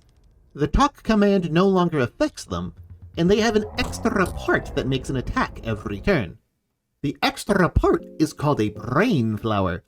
It dies in 1 hit and has normal evasion.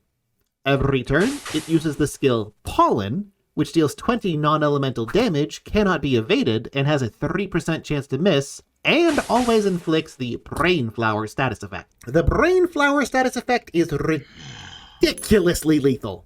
It reduces your hit rate by 50%, similar to blindness, makes the target auto-attack, similar to bloodlust. What makes this dangerous is the fact that Brain Flowers make you attack any target in the battle, including allies or yourself. With the way damage works, attacking yourself or any ally almost certainly means they're going to die in 1 hit. Essentially, you can treat this attack as a 1-hit kill on a 1-turn delay. You can cure Brain Flowers with worm juice. For the infected Night Lurch, you don't need to change your strategy much. Rotten meat won't distract it, but if you ambush it, you can hit the horn, then hit the head before it can use pollen. For the infected Mumbler, if you're confident that you can defeat them in one turn, you can just use the regular strategy. If you can't, go for the Brain Flower first, then use the regular strategy. For the Guard and Lord of the Flies, though, you have a problem. Both of these enemies get a full round of attacks off before they die, which includes the Brain Flower. Since you can't let the Brain Flower take a single turn, you need to target it on the first turn. For the infected Guard, this means he'll get 2 chances to swing at you with his cleaver. Once on the first turn when you attack the flower, and once on the second turn when you guard his mad rush. That's a problem. You either need a second party member to hit the flower while you hit the arm, a way to hit multiple targets such as an explosive vial, or a way to keep your arms on like the Salmonsnake soul or arm guards. Aside from the forced cleaver hits, once you destroy the Brain Flower, you fight these like any other guard. For the infected Lord of the Flies, do not even bother. Just don't. There's no winning strategy here aside from throwing a Murky Vial or having a ton of party members with high damage weapons. With no way to stun them to reduce their damage output, the fact that they're guaranteed to take an extra turn longer to safely kill, the fact that you can't reduce their damage with armor, and the fact that you have to guard the second turn, basically turns them into a guaranteed loss if you try to fight. In the best case scenario, you die from Hairy Palm the turn after you start fighting the main body. In the worst case scenario, you die immediately after destroying the flower.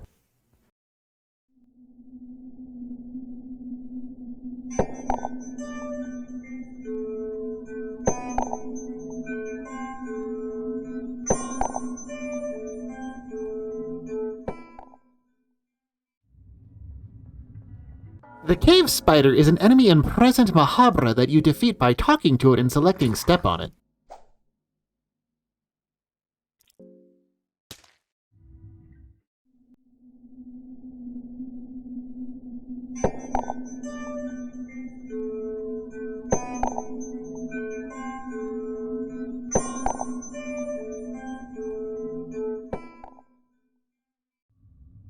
Scarabs are a very common enemy found wandering around outside the ancient city. Although you can find the corpse of one next to Sir Seymor, they have one of the cruelest abilities in the entire game and the most impressive code behind them. Scarabs only have one part, which is their whole body. It has 1,000 hit points and uses Poke every turn for 13 blunt damage. Poke ignores evasion. If you haven't defeated the Scarab at the end of the first turn, a second one joins the battle. At the end of the second turn, and every 4 turns afterwards, it spews acid at the person it poked. Acid deals 30 non-elemental damage, so armor won't help with it, and permanently destroys that character's equipped weapon. Blue Sin, Miasma, Circle Spear, Katana, that's gone, son. You'll never get it back. There is nothing you can do to prevent this except ending the fight. At the end of the third turn and every 4 turns afterwards, the second one will spew acid to melt another weapon. If your party cannot deal 1,000 damage in a turn, you cannot afford to fight these. They take 20% more damage from otherworldly damage, so cursed weapons and black orb makes this a bit easier. If you have mastery over insects, you can talk them out of fighting. Pick the talk command and tell them they don't have to fight. They'll agree and leave you alone, turning into friendly NPCs. Oh, and don't reach into their homes while they're inside. It'll end badly.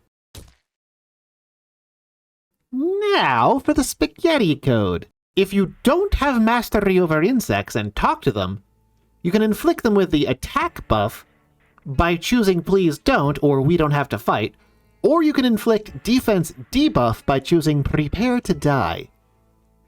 You might think from the names that these buff their attack and debuff their defense, but you'd be all wrong in a bag of chips. The attack buff state they gain does boost their attack stat from 10 to 15, but their 2 attacks are a flat amount of damage. You could boost their attack stat from 10 to 10 million. Poke don't care. The code says it deals 13 damage. Meanwhile, the defense debuff doesn't even affect their stats. The defense debuff state means that any attack that they get hit by that reduces their defense is now 20% as likely to work. If you had a skill that debuffs their defense, it would now miss 80% of the time, but there are no player skills that do that. None. So while both of these effects get applied, they don't do anything. The spaghetti code doesn't end there. If you want to remove a character's weapon, you'd probably want a piece of code that looks something like this. This would check if the party leader was hit by the melting weapon state, then delete their currently held weapon. Very simple, very elegant, only takes 2 lines of code. This is not what Muro did. He set it up to call a common event where he manually put in if-else statements for every single character, holding every possible weapon. Oh, sorry, did I say a common event? Sorry, that's wrong. It seems like there's a limit on event length that Muro ran into, so afterwards it calls Melting Weapons 2, where it keeps going.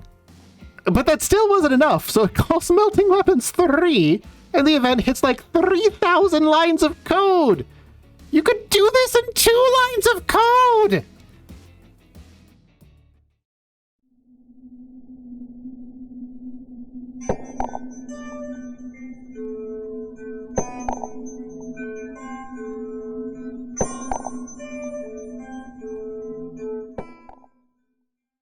The Gaunt Knight, Sir Cyril, is the single most dangerous human you can find in the entire dungeon, but defeating him rewards you with his armor, which is tied with penance armor for best defense.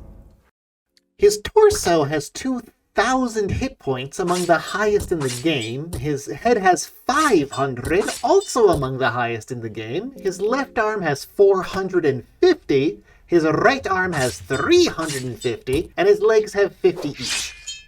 I normally don't bother listing HP for every part, but it's important here. He's so tanky that common easy win tricks won't work. He can tank explosive vials without losing a single body part. Going straight for his head with murky vials or other headshot tools like Black Orb won't work because of the high HP. His head can survive multiple hits even when his legs are gone. His arms are gimmicky. When they take 40% damage, that is 180 for the left arm and 140 for the right, he drops his swords. While either arm is holding a sword, it has a 50% chance of using Cross Slash. An attack that ignores evasion does 40 slashing damage and has a 95% chance to cause bleed, or attacks twice for 30 slashing damage each hit. Each of those 2 hits has a 95% chance to cut an arm off and inflict bleeding. He can't cut off 2 arms off the same character, but can cut off 2 arms of 2 different characters. Since he can use this attack twice, once with each arm, it's entirely possible he cuts off both arms off someone in a single round, or that he deals 120 damage to a character with poor armor and kills them outright. When you deal enough damage to either arm to get him to drop his sword, he uses Gauntlet Punch instead, a much less dangerous attack that deals 20 bludgeoning damage and ignores evasion. If you cut off both of his arms, he'll do nothing for a turn, then start using Tackle with his torso, which works exactly like Gauntlet Punch, so there's no real point to completely disarming him. I recommend bringing an Elixir of Mind to this fight. If you use the Talk skill and throw the elixir at him, he'll be stunned for 2 turns. The turn you use the potion counts against the stun, so if you're solo, this only gives you 1 free attack. If you want to end this peacefully and permanently lock yourself out of the best armor by helping him for some bizarre reason, you can talk to him a second time and select any option except Prepare to Die to talk him down. This fight is very similar to a normal JRPG fight, so your strategy is going to revolve around healing damage and dealing damage. You want at least 1 full heal, but can skip that if you have high enough defense or enough party members. To recap, you want an Elixir of Mind, at least 1 strong heal, high defense, and hopefully a decent weapon. If you're solo, there's a 10% chance you'll miss 1 of his arms before you can take both out, so arm protection like Arm Guard or the Salmonsnake Soul is highly recommended, but not mandatory. You can find everything except arm protection nearby. If you head to the right of Mahabra in the present and come across a knight getting dragged by a Lord of the Flies, you can choose not to intervene and loot her corpse for 2 blue vials, plate armor, and a longsword.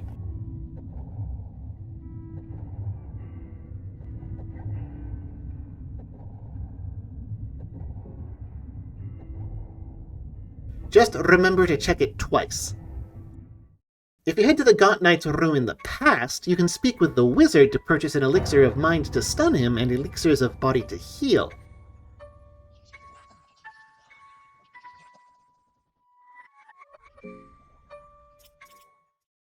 First turn, use the talk command to stun him with the elixir of mind.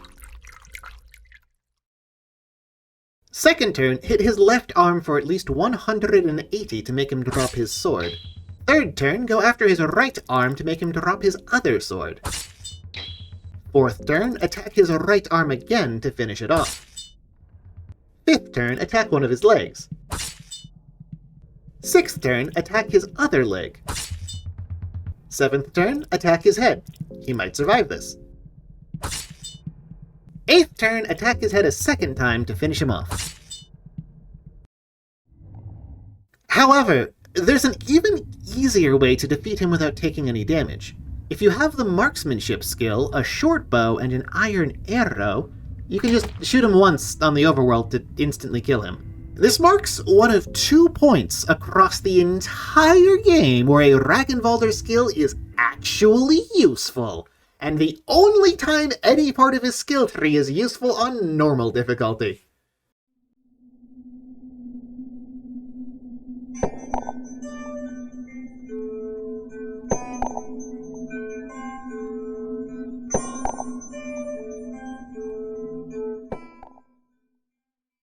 The Red Men are encounters in past Mahabra that can only be found in the Tomb of the Gods and the Temple of Torment. Don't fight them. Their arms have a massive 500 HP, their torso has a massive 1250 HP, their head has a massive 1200 HP, and these things are as durable as most bosses. They have no drops, they have no steals, they don't protect anything, there's literally no reason to bother with them. If for whatever reason you feel compelled to waste time and resources on these meat walls, put the Gaunt Bassinet on the main character before you fight them to protect yourself from getting stun-locked. You can get the Gaunt Bassinet from the Gaunt Knight, so check out my guide on how to beat him. If you happen to get lucky and find a plate helmet, you can equip that instead. Their arms attack with Red Grasp, which ignores evasion, does 30 bludgeoning damage, and has a 30% chance to stun you for 2 turns. The left arm does it every turn, the right arm has a 50% chance to do it. The head has a 50% chance to use Shivering Scream, which does 20 mind damage.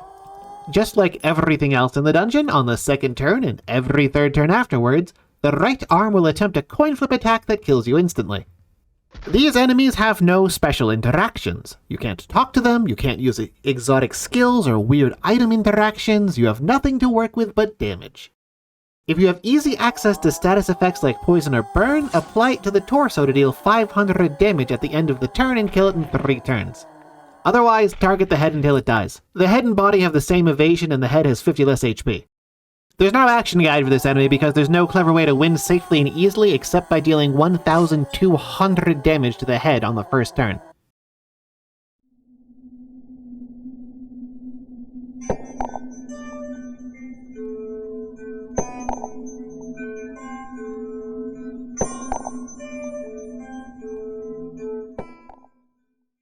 The Lady of the Moon is a unique encounter in the Tomb of the Gods. You'll have to solve the block puzzle in the past and bring a purifying talisman or counter magic to get to her. To defeat her, attack her at all.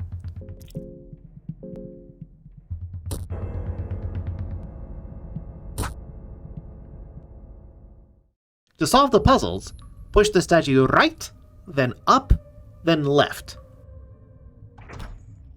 Push the left statue up, then the right statue left, then down. Push the top statue to the right, then push the rest of the statues right, up, and left, going from the rightmost statue to the leftmost statue.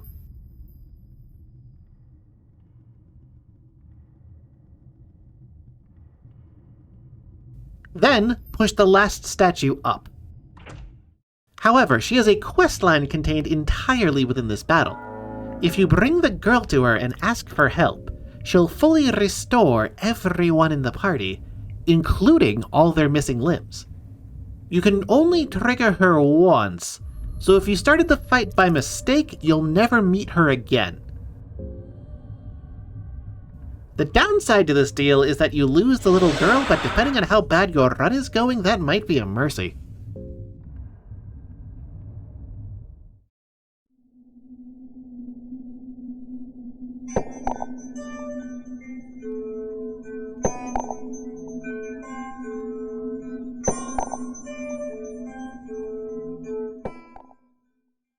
The Tormented One is a 3-part boss fight in Mahabra, and the new god I recommend facing first. He's easily the least dangerous to fight. To start the fight with him, you need to go to the Temple of Torment in the past and sacrifice something on the chains. While you can sacrifice a party member here, most people would go to the present, go to this hole south of the temple district, hop down, make a human husk by interacting with this machine, then head back to the chains in the past. Once the sacrifice is on the chains, the first phase of the fight is available. He'll spawn slightly south of you and start wandering around. If he sees you, he'll chase you. If you touch him, you'll start a fight against Phase 1. This fight is pretty straightforward. Every turn, his right arm uses Pummel, an attack that hits 2 random targets twice for 10 blunt damage for 40 total damage. It's one of the few attacks that bypasses pheromones. His left arm has a 50% chance of either doing nothing or also using Pummel. Both arms have 500 hit points. His torso uses the spell Chains of Torment on the second turn and every 3 turns afterwards, same pattern as most coin flip attacks. It does 60 piercing damage, ignores evasion, and causes bleeding. If both arms are destroyed, his head becomes vulnerable and he'll cast chains every turn. His head has 2,000 hit points, so don't bother with it. His torso only has 1,250. But, like Mauler, takes 500 damage each round from poison or burning. The trick to this phase is don't even bother. If you accidentally touch him, run away. You gain literally nothing from fighting this phase, and it's a completely optional fight. Instead, lure him over to the left side in one of the bigger rooms and sneak past him. His pathfinding's pretty bad, so you can finish the sacrifice in peace and leave with the right side door.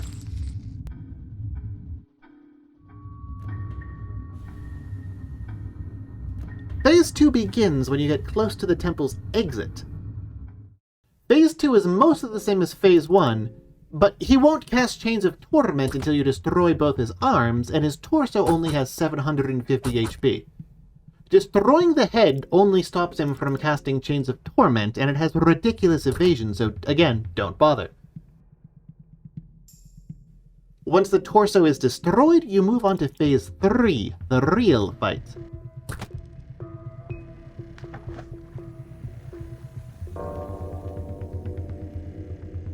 Phase 3 consists of 3 wheels. The 2 outer wheels have 10,000 HP and heal to full HP at the end of every turn. The innermost wheel has 3,000 hit points and must be killed by an attack and not damage over time. The innermost wheel is 50-50 on either doing nothing or casting chains.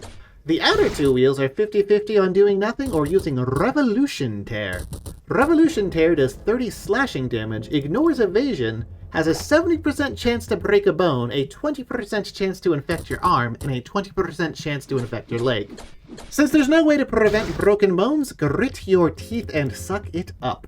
The innermost wheel has a massive 85% physical evasion, but no magic evasion. If you deal 100 damage to the other 2 wheels in the same turn, the innermost wheel loses all of its evasion and takes double damage from physical attacks for the next 2 turns. With all that stated, what do you really need to bring to the fight? Not the War Scythe, that's for sure. That thing's only got 9% odds of hitting both outer wheels. Complete waste of time. Since this fight is based almost entirely around dealing damage, what you want to bring to this fight is damage mitigation. Healing spells, healing items, blood golem, pheromones, good armor, so on and so forth. Thankfully, right nearby is the best armor in the game and free plate mail, so check out my guide on how to win against the Gaunt Knight. He also deals a bunch of bleeding and infection, so either bring the Salmonsnake soul or a bunch of cloth rags and green herbs to cure those after the fight. I wouldn't bother keeping the Salmonsnake soul equipped during the fight. The Ring of Wraith could mitigate more damage than you'd lose from blood loss. To damage him, the best choice is almost definitely status effects. This late into the game, it's easy to get both Combustion and Pyromancy trick to burn him, so check out my Hexen guide to get both of those for free. You can also get a few Poison Darts if you don't have any by looting them off Body Snatchers, so check out my guide on how to beat those guys. Just make sure to keep 1 or 2 darts for later bosses. Since you can skip the first phase, I'll start off on phase 2. I'll leave damage mitigation to you. You can put on the Gaunt armor on someone and hit them with pheromones and have them spam guard, or you could drop pheromones on a blood golem, or you could avoid guarding and just use a ton of healing, whatever, doesn't matter. Pick whatever you feel like.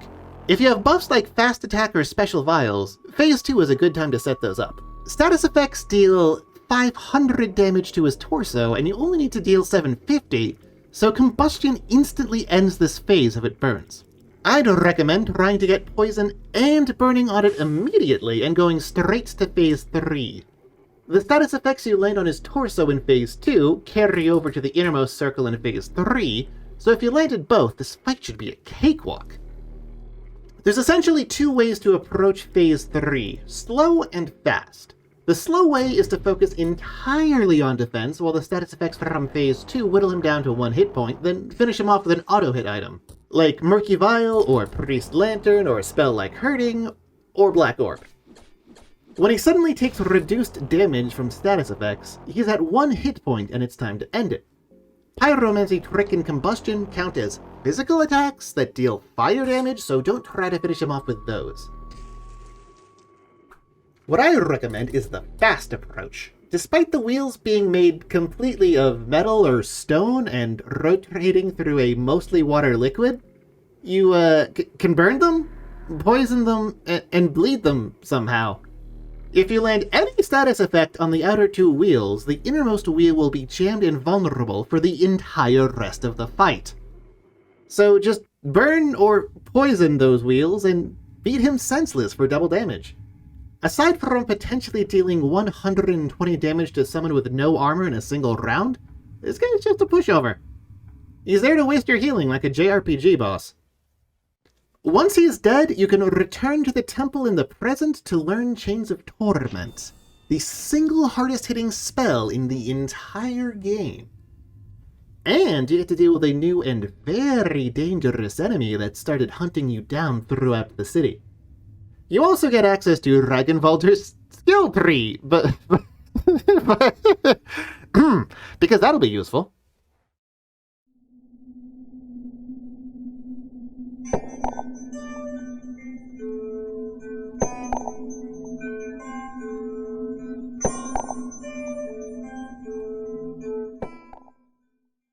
The White Angel is an enemy that spawns all over Mahabra and the ancient city once you've defeated the Tormented One. You'll almost always fight him immediately after the Tormented One fight, so just heal up and he should be a breeze. Both of his arms have 700 HP and a 1 in 3 chance of using the move Single Blade. Single Blade does 30 slashing damage, ignores evasion, has a 70% chance to cut off an arm, and a 90% chance of causing bleeding. If either arm is intact, on the end of the second turn and every third turn afterwards, the standard rhythm you should know by now, he'll use an instant kill coin flip attack called Helm Breaker. As always, if the main character guards, it'll automatically miss. Even if you fail the coin flip, this attack might miss anyway because it doesn't ignore evasion. He also has a second move that he uses at a different rhythm if he has both arms, called Blade Dance. This deals 50 slashing damage, ignores evasion, has a 95% chance to cut an arm, and a 90% chance to cause bleeding. From turn 2 onwards, he has a 50% chance to use it on every turn except the turns directly after he uses Helmbreaker. He needs both arms to use it. Since all he does is slashing damage and arm cuts, I highly recommend bringing the Gaunt armor to this fight in either the Salmonsnake Soul or Arm Guards. The Gaunt armor will reduce his damage by nearly 60%. If you need to know where to get it, check out my video on how to beat the Gaunt Knight. If you don't have the Gaunt set, just pile on whatever armor you have. There's no real way to avoid taking damage in this fight without extremely high damage or extremely good luck. Anyone without arm protection should exclusively guard. Uniquely, he has 3 different parts you can destroy to end the fight. His torso, which has 1,250 hit points, his heart, which has 200 hit points but 85% physical evasion and 40% magical evasion, and his head, which has 500 HP and 85% physical evasion and 50% magical evasion. There's no way to make any of them vulnerable, so to win this fight you should focus exclusively on his torso or his heart. If you want to destroy his torso, bring high damage weapons or a status effect. Round 1, pop him with a poison dart or burn him with combustion, then guard until he dies. Just like Crow Mauler, it will deal 500 damage to his torso at the end of turn, so he'll die in 3 turns, or 2 turns if you attack him for 250. Otherwise, just pile damage onto his torso while guarding Helmbreaker. If you're feeling lucky, you can go after his heart with Black Orb. You need Black Orb to hit twice, which has 65% odds of happening in a single cast and 95% odds of killing him if you cast it twice. Once he's down, make absolutely certain to absorb his soul into a soul stone. It's the second best accessory in the entire game and incredibly useful for upcoming fights.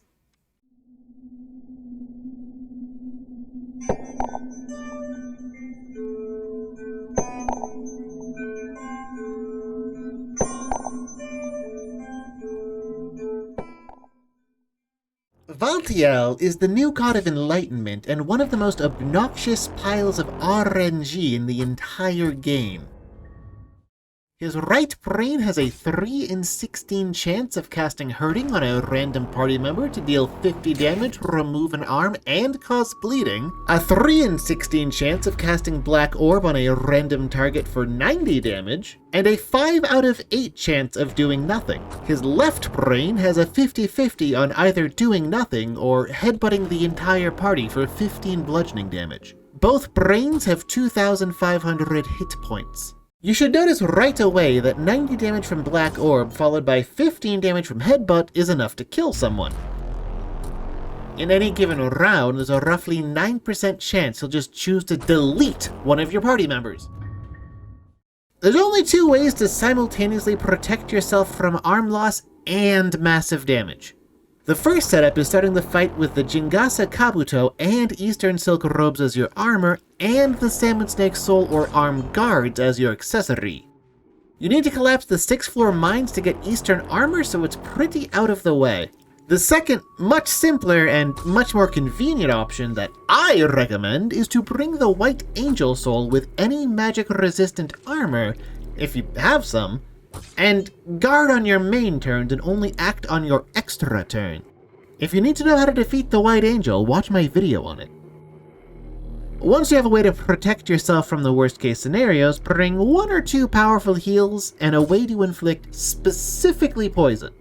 If you want to be completely safe, bring 5 powerful heals. You can also bring Combustion or Pyromancy Trick for this fight, but you specifically want 1 use of poison. Turn 1 with the White Angel Soul, guard. On your extra turn, poison his face. Not either brain part, specifically the face.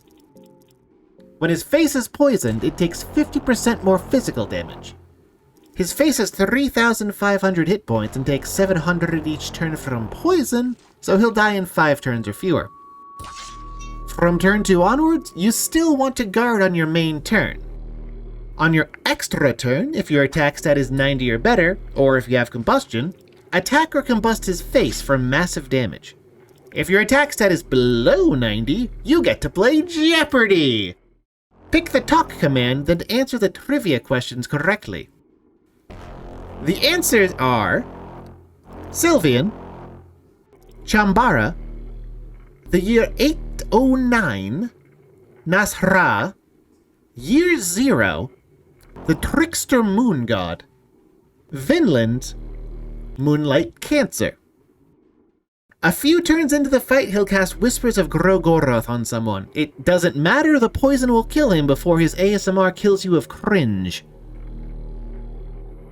If you drop below 50 hit points during the fight, heal on your extra turn. And that's it. Despite the possibility of him using Black Orb and Headbutt every turn, you can still beat him without death or limb loss.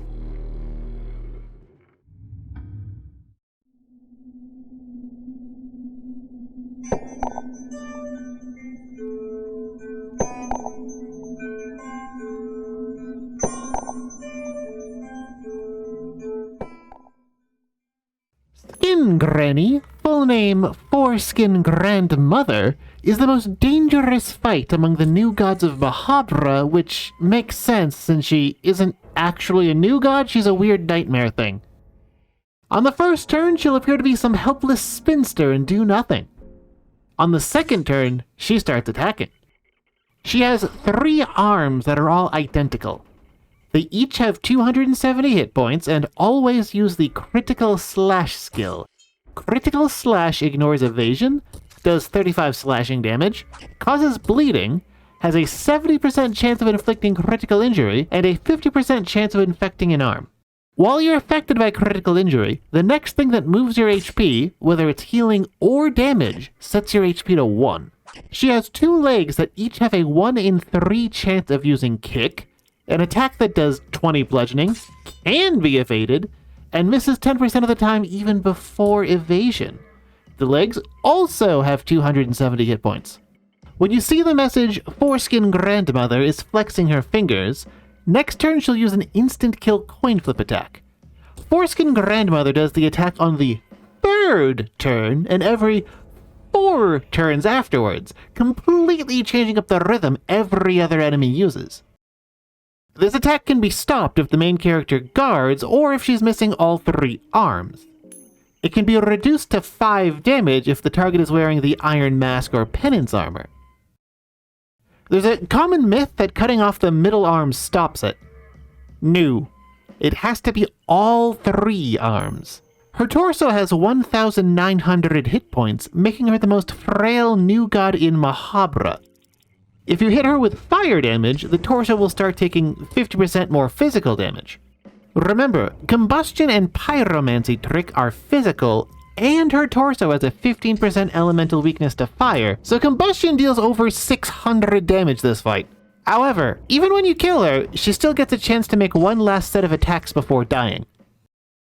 Because of how much damage she can deal and how critical injury bypasses defense, if she gets a single turn, she may simply choose to use Critical Slash 3 times on someone, inflict Critical State on the first hit, drop them to 1 HP with the second, and kill them outright with the third. If she has even 1 armor remaining, she can still critically injure someone, kick them down to 1 hit point, then kick them again to finish them off. The Salmonsnake soul is the only thing that stops critical injury, and you're limited to 1 of those. There's essentially 3 ways to guarantee her arms won't true combo someone. The most obvious is to destroy all her arms. This requires 3 actions before her second turn, which means you either need 3 party members or 2 party members and 1 white angel soul. If every character has 90 attack or higher, then even on the lowest possible damage roll, he'll still take out a limb. You can also throw 3 Murky Vials to destroy every limb. The second way is to use the skill War Cry or the spell Pheromones and equip the target with the Salmonsnake soul. He'll still take a ton of damage from attacks, but he won't get critically injured. Just make sure to have him guard and heal him up a bunch. The Gaunt armor will cut her damage by over half, and guarding will have it again, so make sure to kill the Gaunt Knight and take his armor if you're going to do this. Check out my guide to get it easily and safely. The third way is my favorite way. Kill her before she even gets a turn. To pull this off, you need an orange vial, 2 characters, some form of fire damage, which is a priest's lantern or the combustion spell, the purified eastern sword, and the white angel soul. If you have a brown vial, you can use the Yigagetsu charm instead of the white angel soul. You can get an orange vial from Isayah's corpse, the white angel soul from the white angel, obviously, and the eastern sword by grabbing a guaranteed explosive vial from the 6th floor mines to get into the thicket, picking up the sword and killing the assassin Spectre. I have guides for each of these enemies, so check them out. Turn 1, have one character buff the sword holder with the vial, and the other use a fire attack. On your extra turn, land a critical hit to kill her instantly. With the White Angel Soul, you have 74% odds.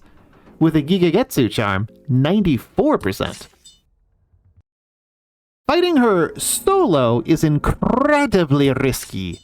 If you're going to fight her solo, bring the combustion spell, 1 poison dart or purple vial, the iron mask, the gaunt armor, the Salmonsnake soul, and 4 strong heals. If you're solo Enki, you will need to equip the penance armor. But why are you solo Enki this late into the game if you're not doing a challenge run? Go get blood golem and some skeletons, dude. Turn 1, poison her.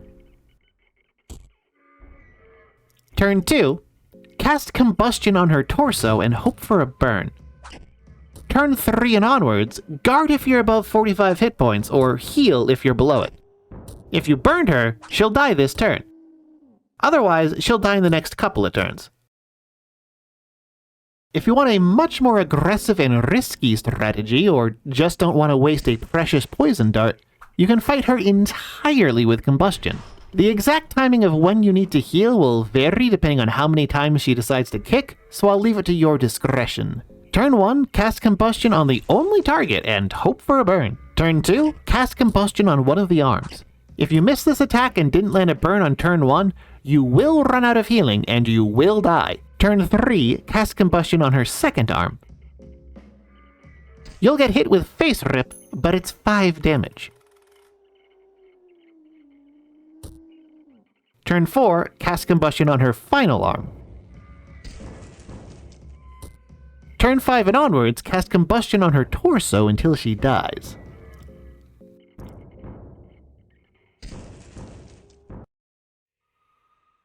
Once she's defeated, make sure to accept Nilvan's request. This gives you the Endless Soul, one of 3 souls needed to make further progress, and unlocks Cahara's skill tree on the Hexen, which is the strongest skill tree in the game.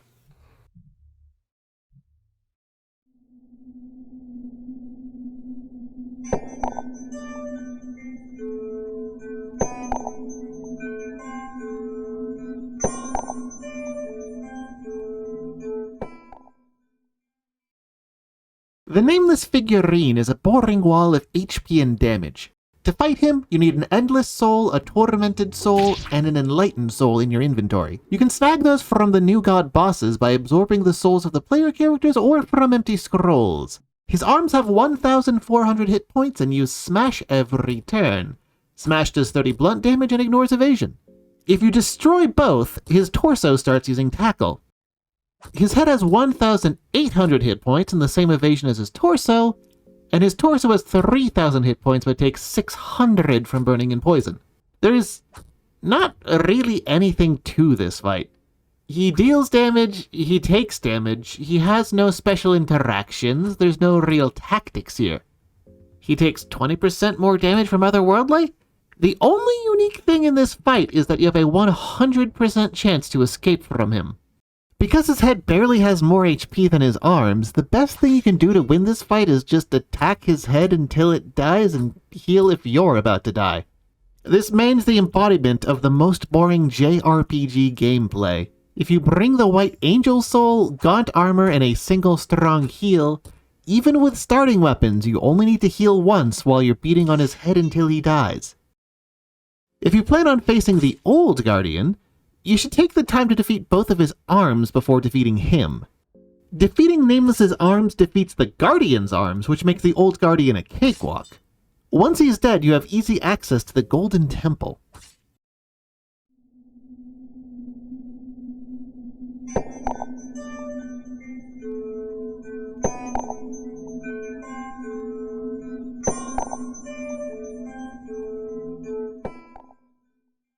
The Old Guardian is a completely optional and mostly pointless boss fight in present Mahabra. You need to solve the puzzle in the Tomb of the Gods, travel through time, pick up the Old Passage key, head into the Old Passage, then explore a bit to find him. He's in the bottom right. The Old Guardian knocks out absolutely ludicrous amounts of damage every turn. Each of his arms has 1,400 hit points and either uses Smash for 30 bludgeoning or hurls a boulder for 50 bludgeoning. Neither of these attacks can miss or be evaded.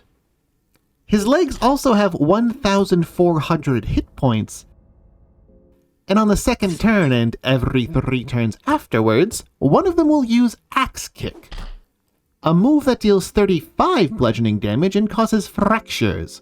This attack can be evaded.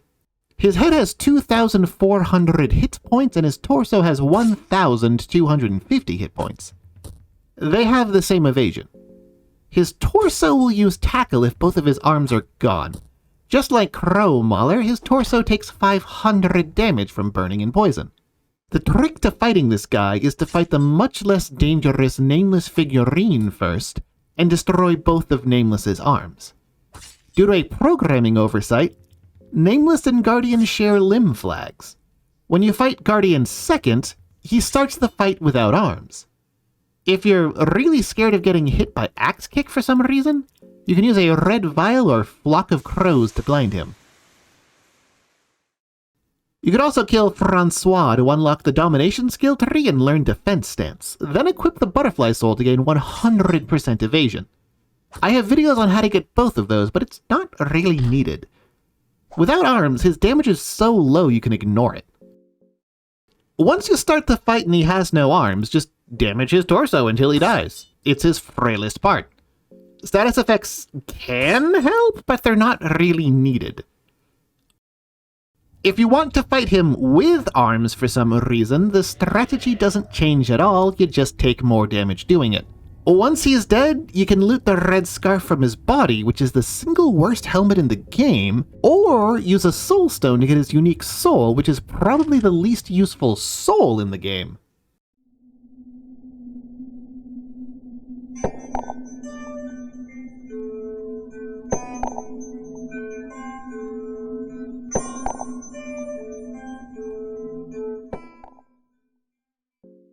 Francois is the last of the new gods and essentially the final boss for multiple endings. He's also a gigantic pushover that goes into psychosis if exposed to smug anime girl reaction images, and the easiest boss in the game if you use that against him. Franco's cutlass chops arms and has a bunch of fire attacks. He also has a phase 2, none of that really matters.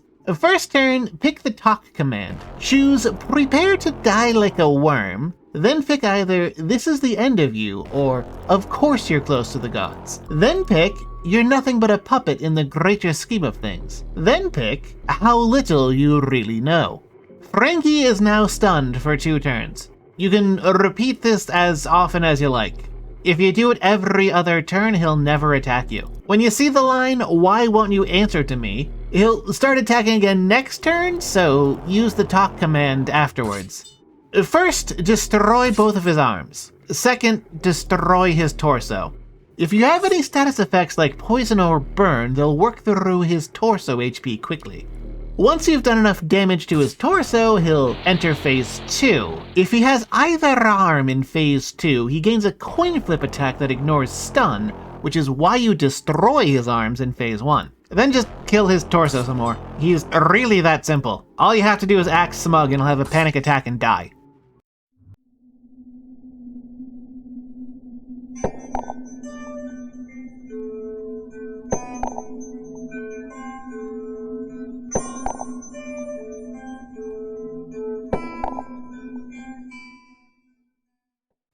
Blight are enemies you can find wandering around in the void. They come in two varieties, males, which attack alone, and females, which attack in pairs. The males either Squirm in Pain, which does nothing, use Blundering Tackle, which does 30 bludgeoning damage and can't be evaded, or use Inner Juices, which does 45 non-elemental damage and also can't be evaded. The females either Squirm in Pain or use Blundering Tackle. Their torsos all perform these attacks and have 1,800 HP. Their legs have 20 HP, but attacking the legs is a waste of time. The best way to fight these guys is don't bother. They drop nothing, they have nothing, they're slow and easy to avoid, you can't even devour their corpses or absorb their souls. There's no fancy tactics to fight these guys either, you just have to chew through their massive HP pool.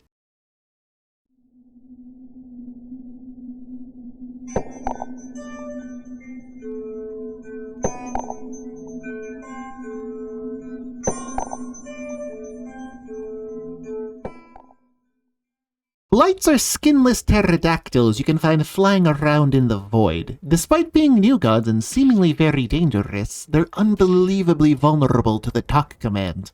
If you're gonna bother fighting one, make sure to bring a yellow vial. You can milk 2 yellow vials from the chained-up cave mother in the 4th floor mines. On the first turn, use the talk command and select Offer Yellow Vial. While the description text says that the creature leaves you alone, you can clearly see that you just blew all of its limbs off. If you're going to try to fight it legitimately for some reason, you'll probably want to bring a red vial. At the end of the first turn, the head uses Poke, an attack that does 25 piercing damage and has a 90% chance of causing bleeding. It can be evaded. At the end of the second turn, the head has a 50% chance of using Peck to peck someone's head off with the message, Mauler peck someone's head off, despite Mauler being nowhere to be found. Or it will use Poke again. On the third turn, it does nothing. It repeats this pattern every 3 turns, and a red vial prevents its attacks from landing. Just like with the cave gnomes, you can use the talk command to stun them. Pick talk, then pick Kue with the tilde. You can't alternate between attacking and stunning, but you can use stun every turn to keep him from acting. However, the head ignores stun, so you'll need a red vial still. Just like with cave gnomes, if you're going to fight one, either bring a party member or the White Angel Soul. Check out my video on where to find your party members in the void, or check out my video on how to beat the White Angel. On the first turn, use talk to stun it, and have your party member, or on your extra turn, blind its head with a red vial. Keep talking to stun it and have your party member, or on your extra turn, stab its torso until it dies.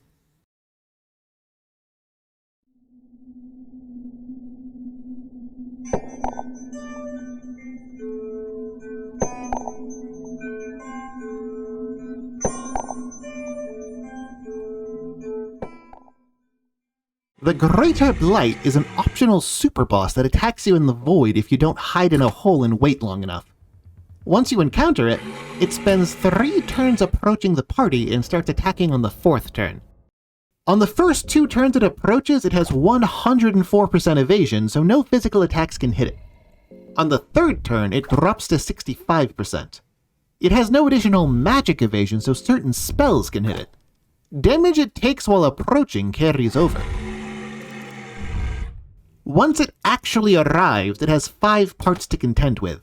Its torso has 2,000 hit points and ends the fight when defeated. Its arm does nothing and you could ignore it. Both of its legs have 1,000 hit points and use Stomp every turn. Stomp deals 35 blunt damage and always causes a fracture. It can be evaded and has a 10% chance to miss. Its head has 2,000 hit points and uses Chomp every turn. Chomp deals 120 piercing damage, making it the single hardest hitting enemy attack in the entire game. It also has a 70% chance to cut an arm and a 40% chance to cut a leg, making it, to my knowledge, the only skill in the game that can cut off 2 limbs in 1 hit.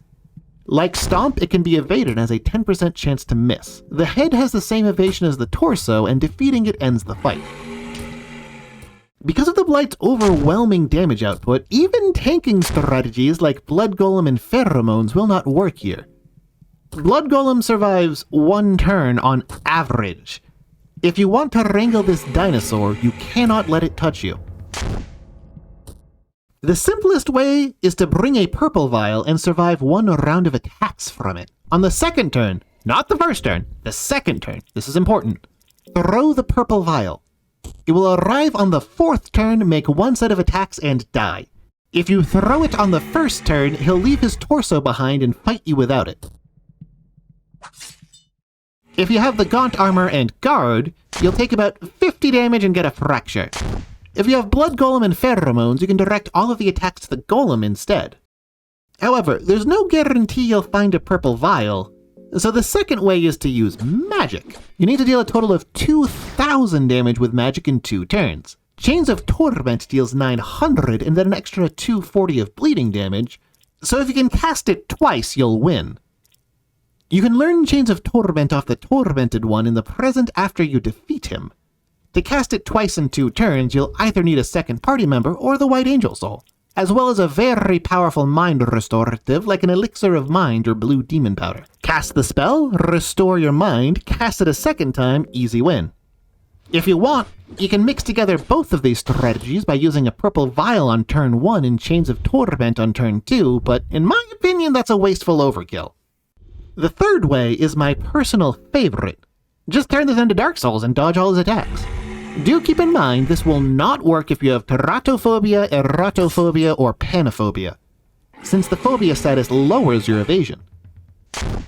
The only way to have access to the Void is to defeat Francois, which means you have a Domination Soul and access to the Golden Temple. If you cut the heart in the Golden Temple in the present, then go to the backyard, you can find the Butterfly Soul on the ground. With the Domination Soul, you can learn Defense Stance. The accessory adds 50% to your evasion, and Defense Stance adds another 50% to your evasion for 5 turns. This means all of his attacks will miss you. As long as you remember to use Defense Stance every few turns, you can even punch the dinosaur to death just to say that you did.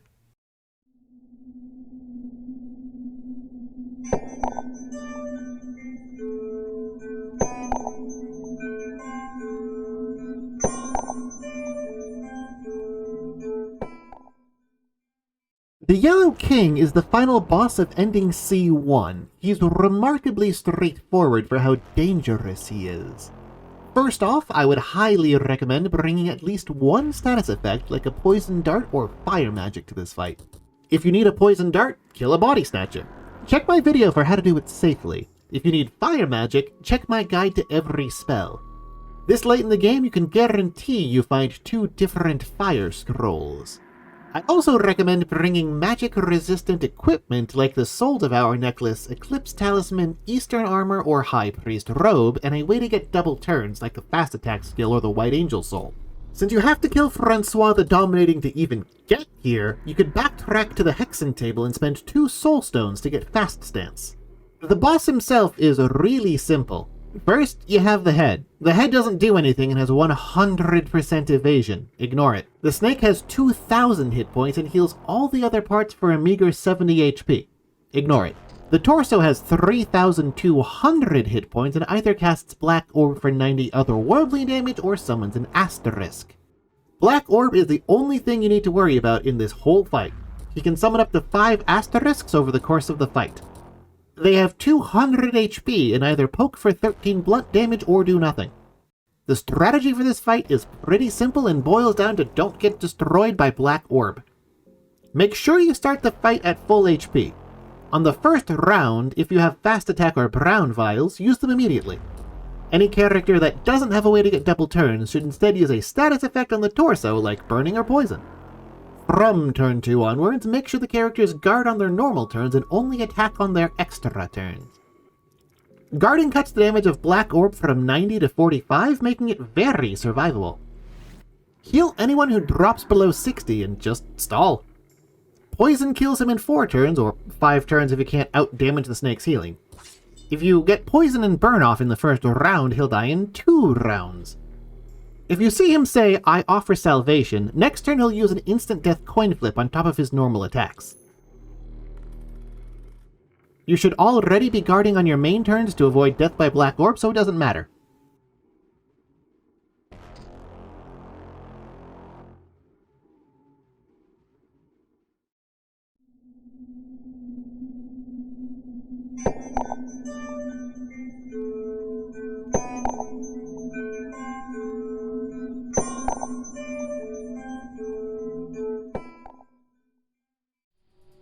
Moonless Guards spawn inside the Gauntlet, occasionally in Mahabra, and if you get the 10% chance Moonless Village event determined when you make your character, 2 will spawn inside the Cave Dweller Village and will have wiped it out by the time you arrive. These things are ridiculously dangerous and are almost never worth fighting. All of their limbs have 20 hit points and go down to a single hit. Their cleaver arm works just like a normal guard's arm. Each turn it uses hack to cut off one of your limbs and deal 35 slashing damage. Their empty arm does nothing, but if you destroy both arms, their torso will start using tackle instead of gaping mouth, but only sometimes. Since they don't have a head, cutting their legs just makes the torso take 50% more damage. It's not worth the time. Their torso has 650 hit points and uses Gaping Mouth every turn. Gaping Mouth does a massive 45 piercing damage and can't be evaded. At the end of the second turn and every third turn afterwards, the torso uses Devour, a coin flip attack that hits 3 times for a total of 120 piercing damage. You can prevent it by guarding. It performs Devour in addition to Gaping Mouth, so the torso by itself can knock out 165 damage in a single turn. If you add in their cleaver, they hit 200 average damage in a single turn.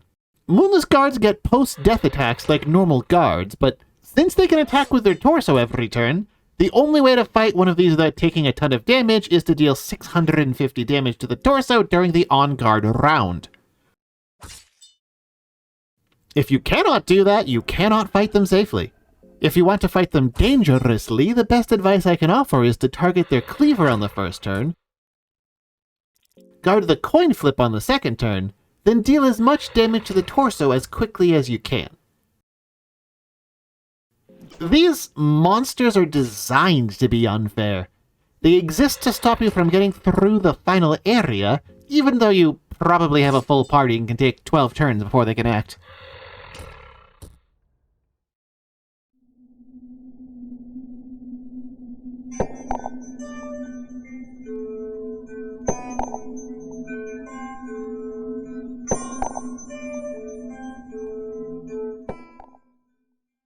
Two-headed Crow Mauler is an optional boss found in the 9th floor trap in the Gauntlet. It's actually just the same guy as a regular Crow Mauler, but back alive if you killed him, and a little bit stronger. If you destroyed either of his arms when you killed him previously, he'll start this fight without those arms. He's not particularly different from the Crow Mauler you're used to. His torso has the same HP and still dies in 3 turns to any status effect. His head still either use Peck to instantly kill someone, Flock of Crows to blind someone, or do nothing. His Mauler still uses Maul every turn, which always causes a fracture and can infect both an arm and a leg. He still can't peck the main character until the main character is alone. The only difference between then and now is that you need to bring 2 red vials, or 1 red vial and Flock of Crows, and you need to get off 2 actions before he pecks, by bringing a second party member. You also need to bring the Iron Mask to cure blindness. You can get the Iron Mask from Isayah, I have a video about it. On the first turn, blind both heads.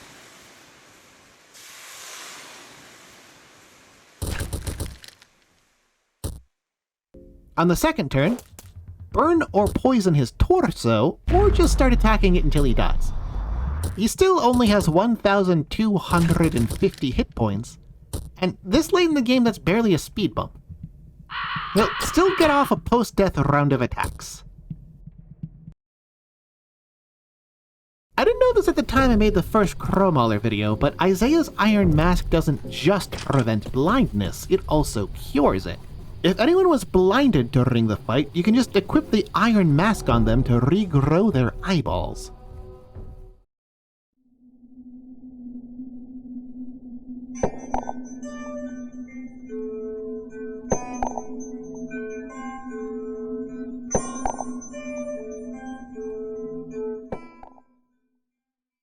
The Yellow Lizard Mage is the game's final enemy. In theory, they're a combination of the martial prowess of a Lizardman with the magical powers of a Yellow Mage. In practice, it's always worth fighting these things because you'll take negative damage. One of them performs La Danse Macabre and attacks you on the overworld. Due to how far away you are when he starts casting Hurting, you need to dash to get to him without losing a limb. Their arms have a massive 750 hit points, which is the only reason these guys are even remotely challenging. The sword arm has equal odds of using crude sword, low sweep, or doing nothing, just like a Lizardman. These are both attacks that always cut a limb. You can evade both of them and they have an 11% chance to miss. Crude sword deals 40 slashing damage and cuts the arm. Low sweep does 30 slashing damage and cuts the leg. The staff arm is supposed to have a 50% chance to cast Hurting, but doesn't have enough mind to do so. So instead it has a 50% chance of doing nothing or casting Locust Swarm. If you destroy both arms, next turn it will start using Tail Whip. To fight these things, you must bring either the Salmonsnake's soul or the ability to do 750 damage in a single turn. The Gaunt Bassinet can prevent stun from Locust Swarm, which is extremely helpful if your damage is too low to defeat the sword arm in one round. First, destroy the sword arm. This is the only threat in the entire fight. Second, destroy the staff arm to prevent Locust Swarm. Third, destroy the tail. A single attack will do. He is now completely helpless. Fourth, use the talk command and select Please Don't. This will cause him to hand over an elixir of body, which will almost always heal you for more damage than you took during the fight. From here, just destroy him. The specifics don't matter because he can't fight back. After the fight, check his body for an elixir of mind. Between this and the other elixir, you can fully recover one party member by defeating one of these guys.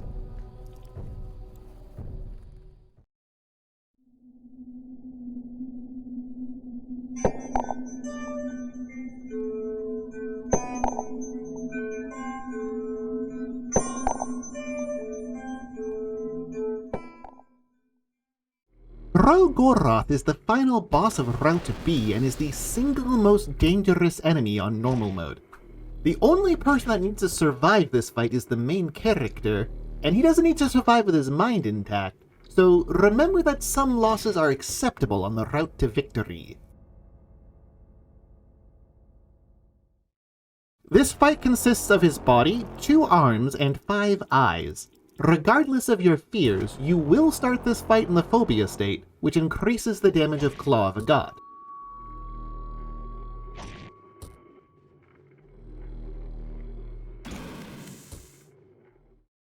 Additionally, before anyone gets to act, he uses Whispers of Goroth, which deals 35 otherworldly element mind loss and curses them to die in 5 turns.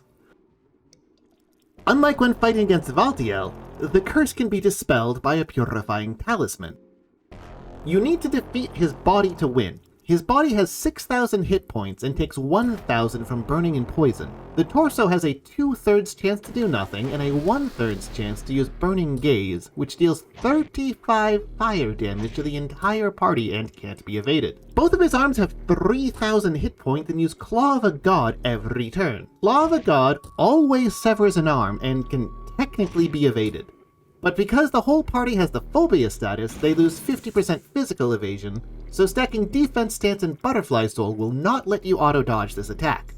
On top of that, the attack deals 45 slashing damage by default, but due to Phobia, jumps to 67 slashing damage. It has a 10% chance to miss before evasion. At the end of the first turn, and every 3 turns afterwards, the open eyes will squirt a Molten for 35 fire damage and a 95% chance of setting the target on fire. This attack never misses and can't be evaded. Squirting a Molten what? Who knows, game doesn't say. Certain eyes close and others open the turn before they squirt. The eyes only have 100 hit points each except for the large center eye with 300. These attacks ignore the defense buff from guarding, making these eyes incredibly dangerous. Once you've destroyed both of his arms, his torso will start taking extra damage, but his arms have the same HP as his torso, so that's not particularly useful. While it's technically possible to win this fight solo, it requires such extraordinary luck that it's not worth attempting. Bring a full party. It doesn't matter what they have equipped or how much damage they deal, they're only there to prevent Krogorath from focusing down the main character. To stand a chance in this fight, equip the main character with your best shield, the hard leather armor or trench coat, the gaunt bassinet, and the white angel soul. Bring at least one source of poison, a purifying talisman, and a completely unreasonable amount of healing.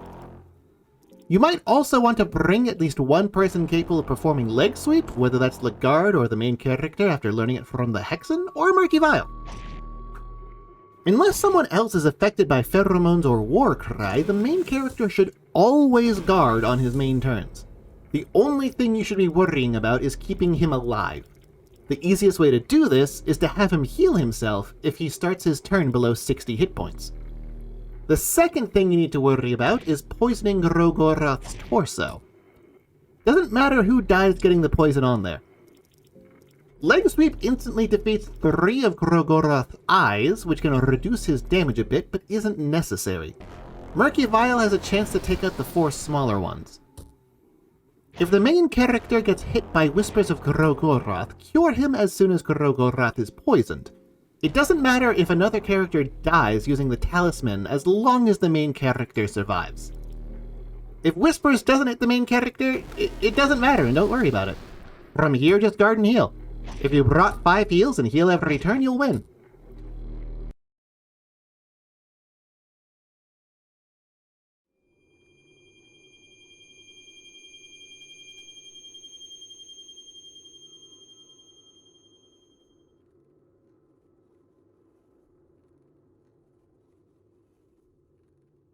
Your reward for victory is dying.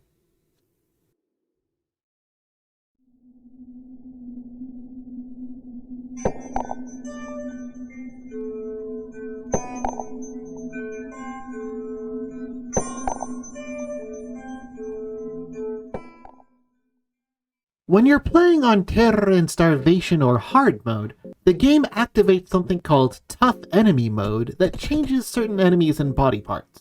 All of my strategies were written for the normal difficulty, Fear and Hunger. Most of them work on the harder difficulties, but I need to offer some small corrections for a few enemies. Prison Guard arm HP jumps from 20 to 250. If you can't deal 250 damage to their left arm on the first turn, bring the Salmonsnake soul or arm guards.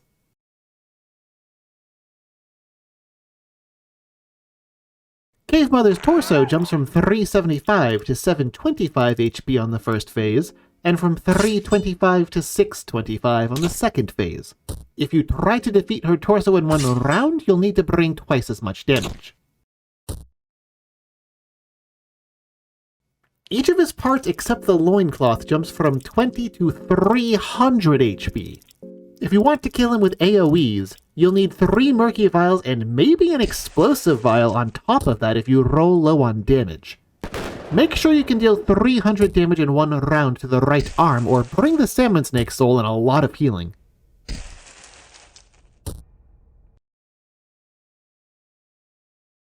His left arm now has 40% evasion, and both arms jump from 20 to 300 HP. It's no longer worth targeting his arm. His arms and torso have more HP, but this won't affect the strategy. His torso jumps from 1250 to 1750 HP, but status effect damage jumps proportionally. You'll need to deal 350 damage to his torso to kill it after 2 status effects ticks, but no real change.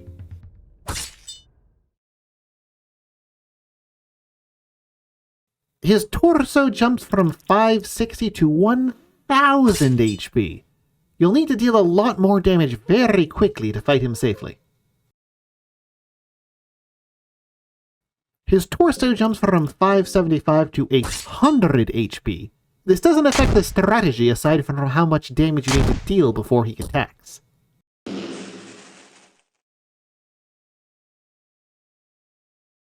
Cave Dweller Warrior's torso jumps from 350 to 850.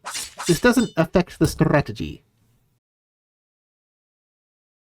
All three parts of the Black Witch have more HP. The arms jump from 20 to 400. You will either need to use Leg Sweep to destroy both arms, don't ask how that works, or use Marksmanship on the Overworld if you fight him in Mahabra.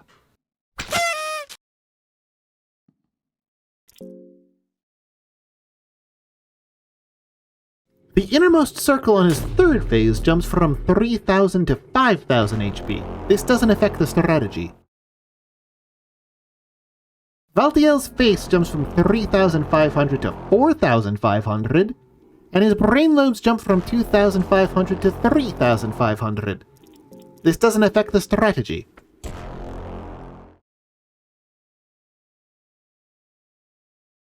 Foreskin Grandmother's arms jump from 270 to 600 HP, and one of her legs turns into a fourth arm. You can no longer use any strategy that focuses on damaging her arms. You need to exclusively focus on her torso.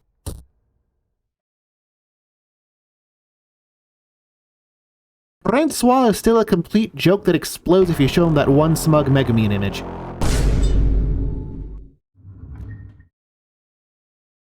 Moonless Guard's torsos jump from 650 HP to 775.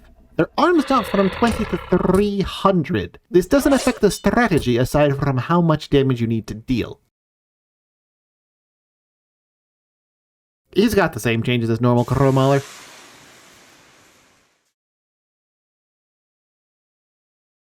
His torso jumps from 575 to 725, but this doesn't affect the strategy. Their torsos jump from 780 to 1560, so you almost always need to go for the head.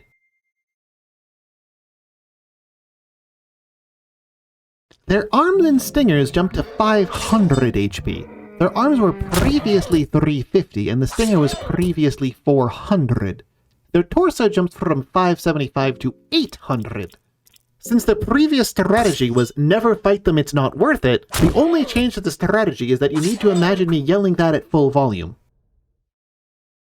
To recap, the only real changes are, you need a bigger weapon for prison guards, such as Ragnvaldr's starting axe or Uterus' starting spear. The old knight is now actually dangerous. You don't need to bother attacking a yellow mage's arm. You need to focus on Foreskin Grandmother's torso. The Black Witch requires leg sweep, marksmanship, or very high damage. And some enemies might take slightly longer to kill.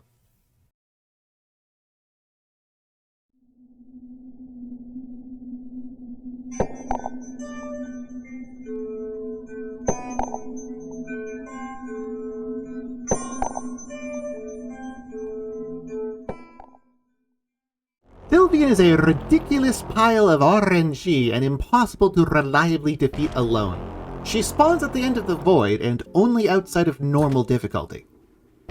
Her torso has 6,000 hit points and is immune to poison. Her head has 5,000 hit points and 55% physical evasion. She has 2 small tentacles and 2 large tentacles. Each tentacle has a 50% chance of doing nothing. The large tentacles have 2,000 hit points and can attack with Tentacle Slam, which does 40 damage. The small tentacles have 1,500 hit points and can attack with Tentacle Whip, which does 20 damage. Both these attacks ignore evasion, can't miss, and are non-elemental, so they ignore armor. This means that she can simply choose to deal 120 damage to a single person in a single turn because armor cannot help with this. She also grows a tumor that starts off with 5,000 hit points but drops to 2,700 after it transforms into one of the main characters. Each of the main characters has their own set of attacks, but you shouldn't see any of them. To summarize them briefly, Cahara causes critical state, bleeding, and arm infection, or causes arm loss and bleeding. Uterus causes arm loss and bleeding, or leg loss and bleeding.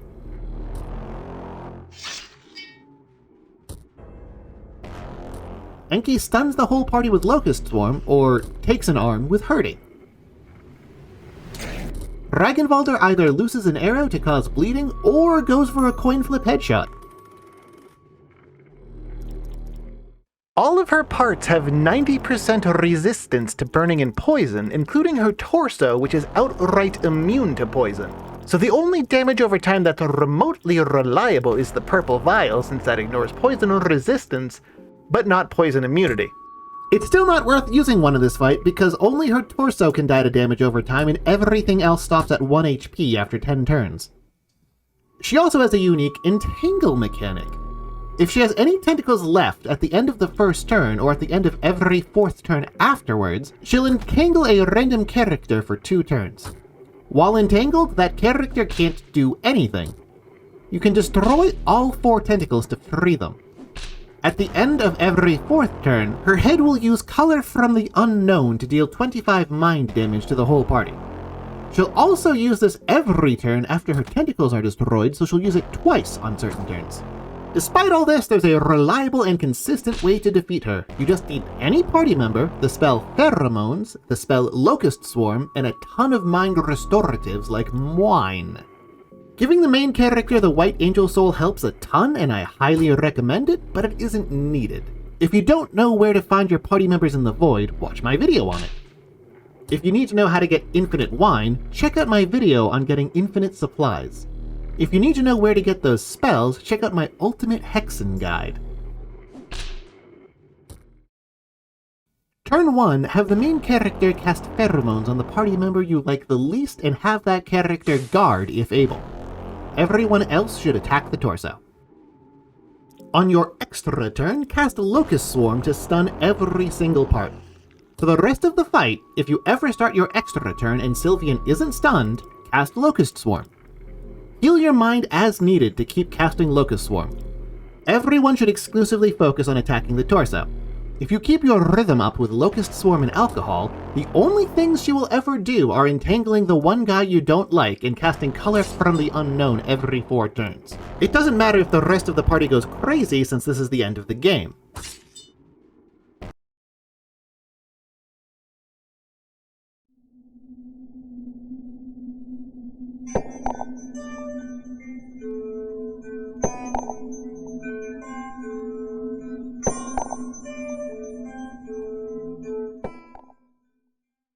The God of Fear and Hunger is the final boss of Route A and the second easiest final boss in the game, second only to Francois. To fight her, you need to bring the little girl to the end of the gauntlet, after which you'll fight her with 1 fewer party member.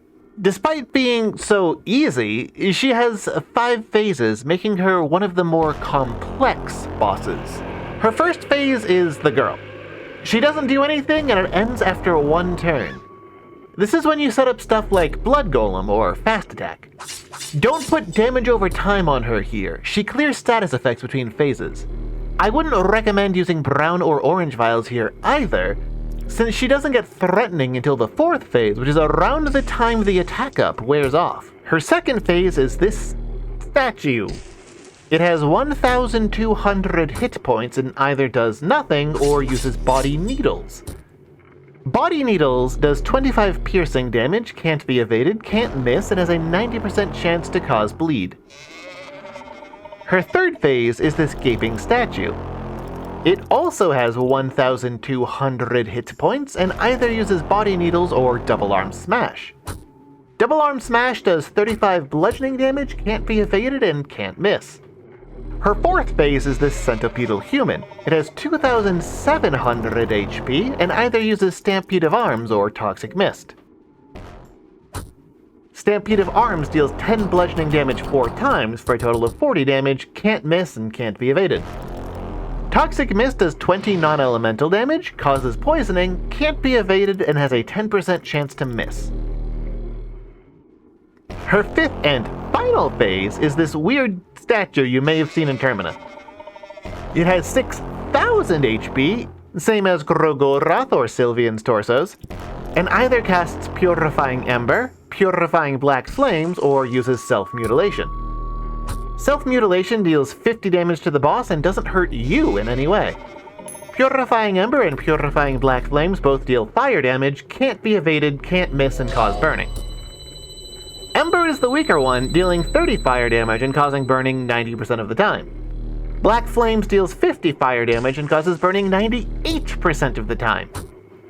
This phase is the only enemy in the game with 20 agility, which means she'll get extra turns if at least half your party doesn't also have boosted agility, and that you will never get extra turns. Unless you stack Fast Attack and White Angel Soul, but that's kind of a waste. In her final phase, on the end of the first turn after transforming, and every 4 turns afterwards, she'll use a coin flip attack. This attack is clearly telegraphed by the message, "The newborn god is trembling in pain." If you see that, she's going to use her coin flip attack next turn. Her coin flip attack has 2 effects, pure fear and pure hunger, that she chooses between randomly.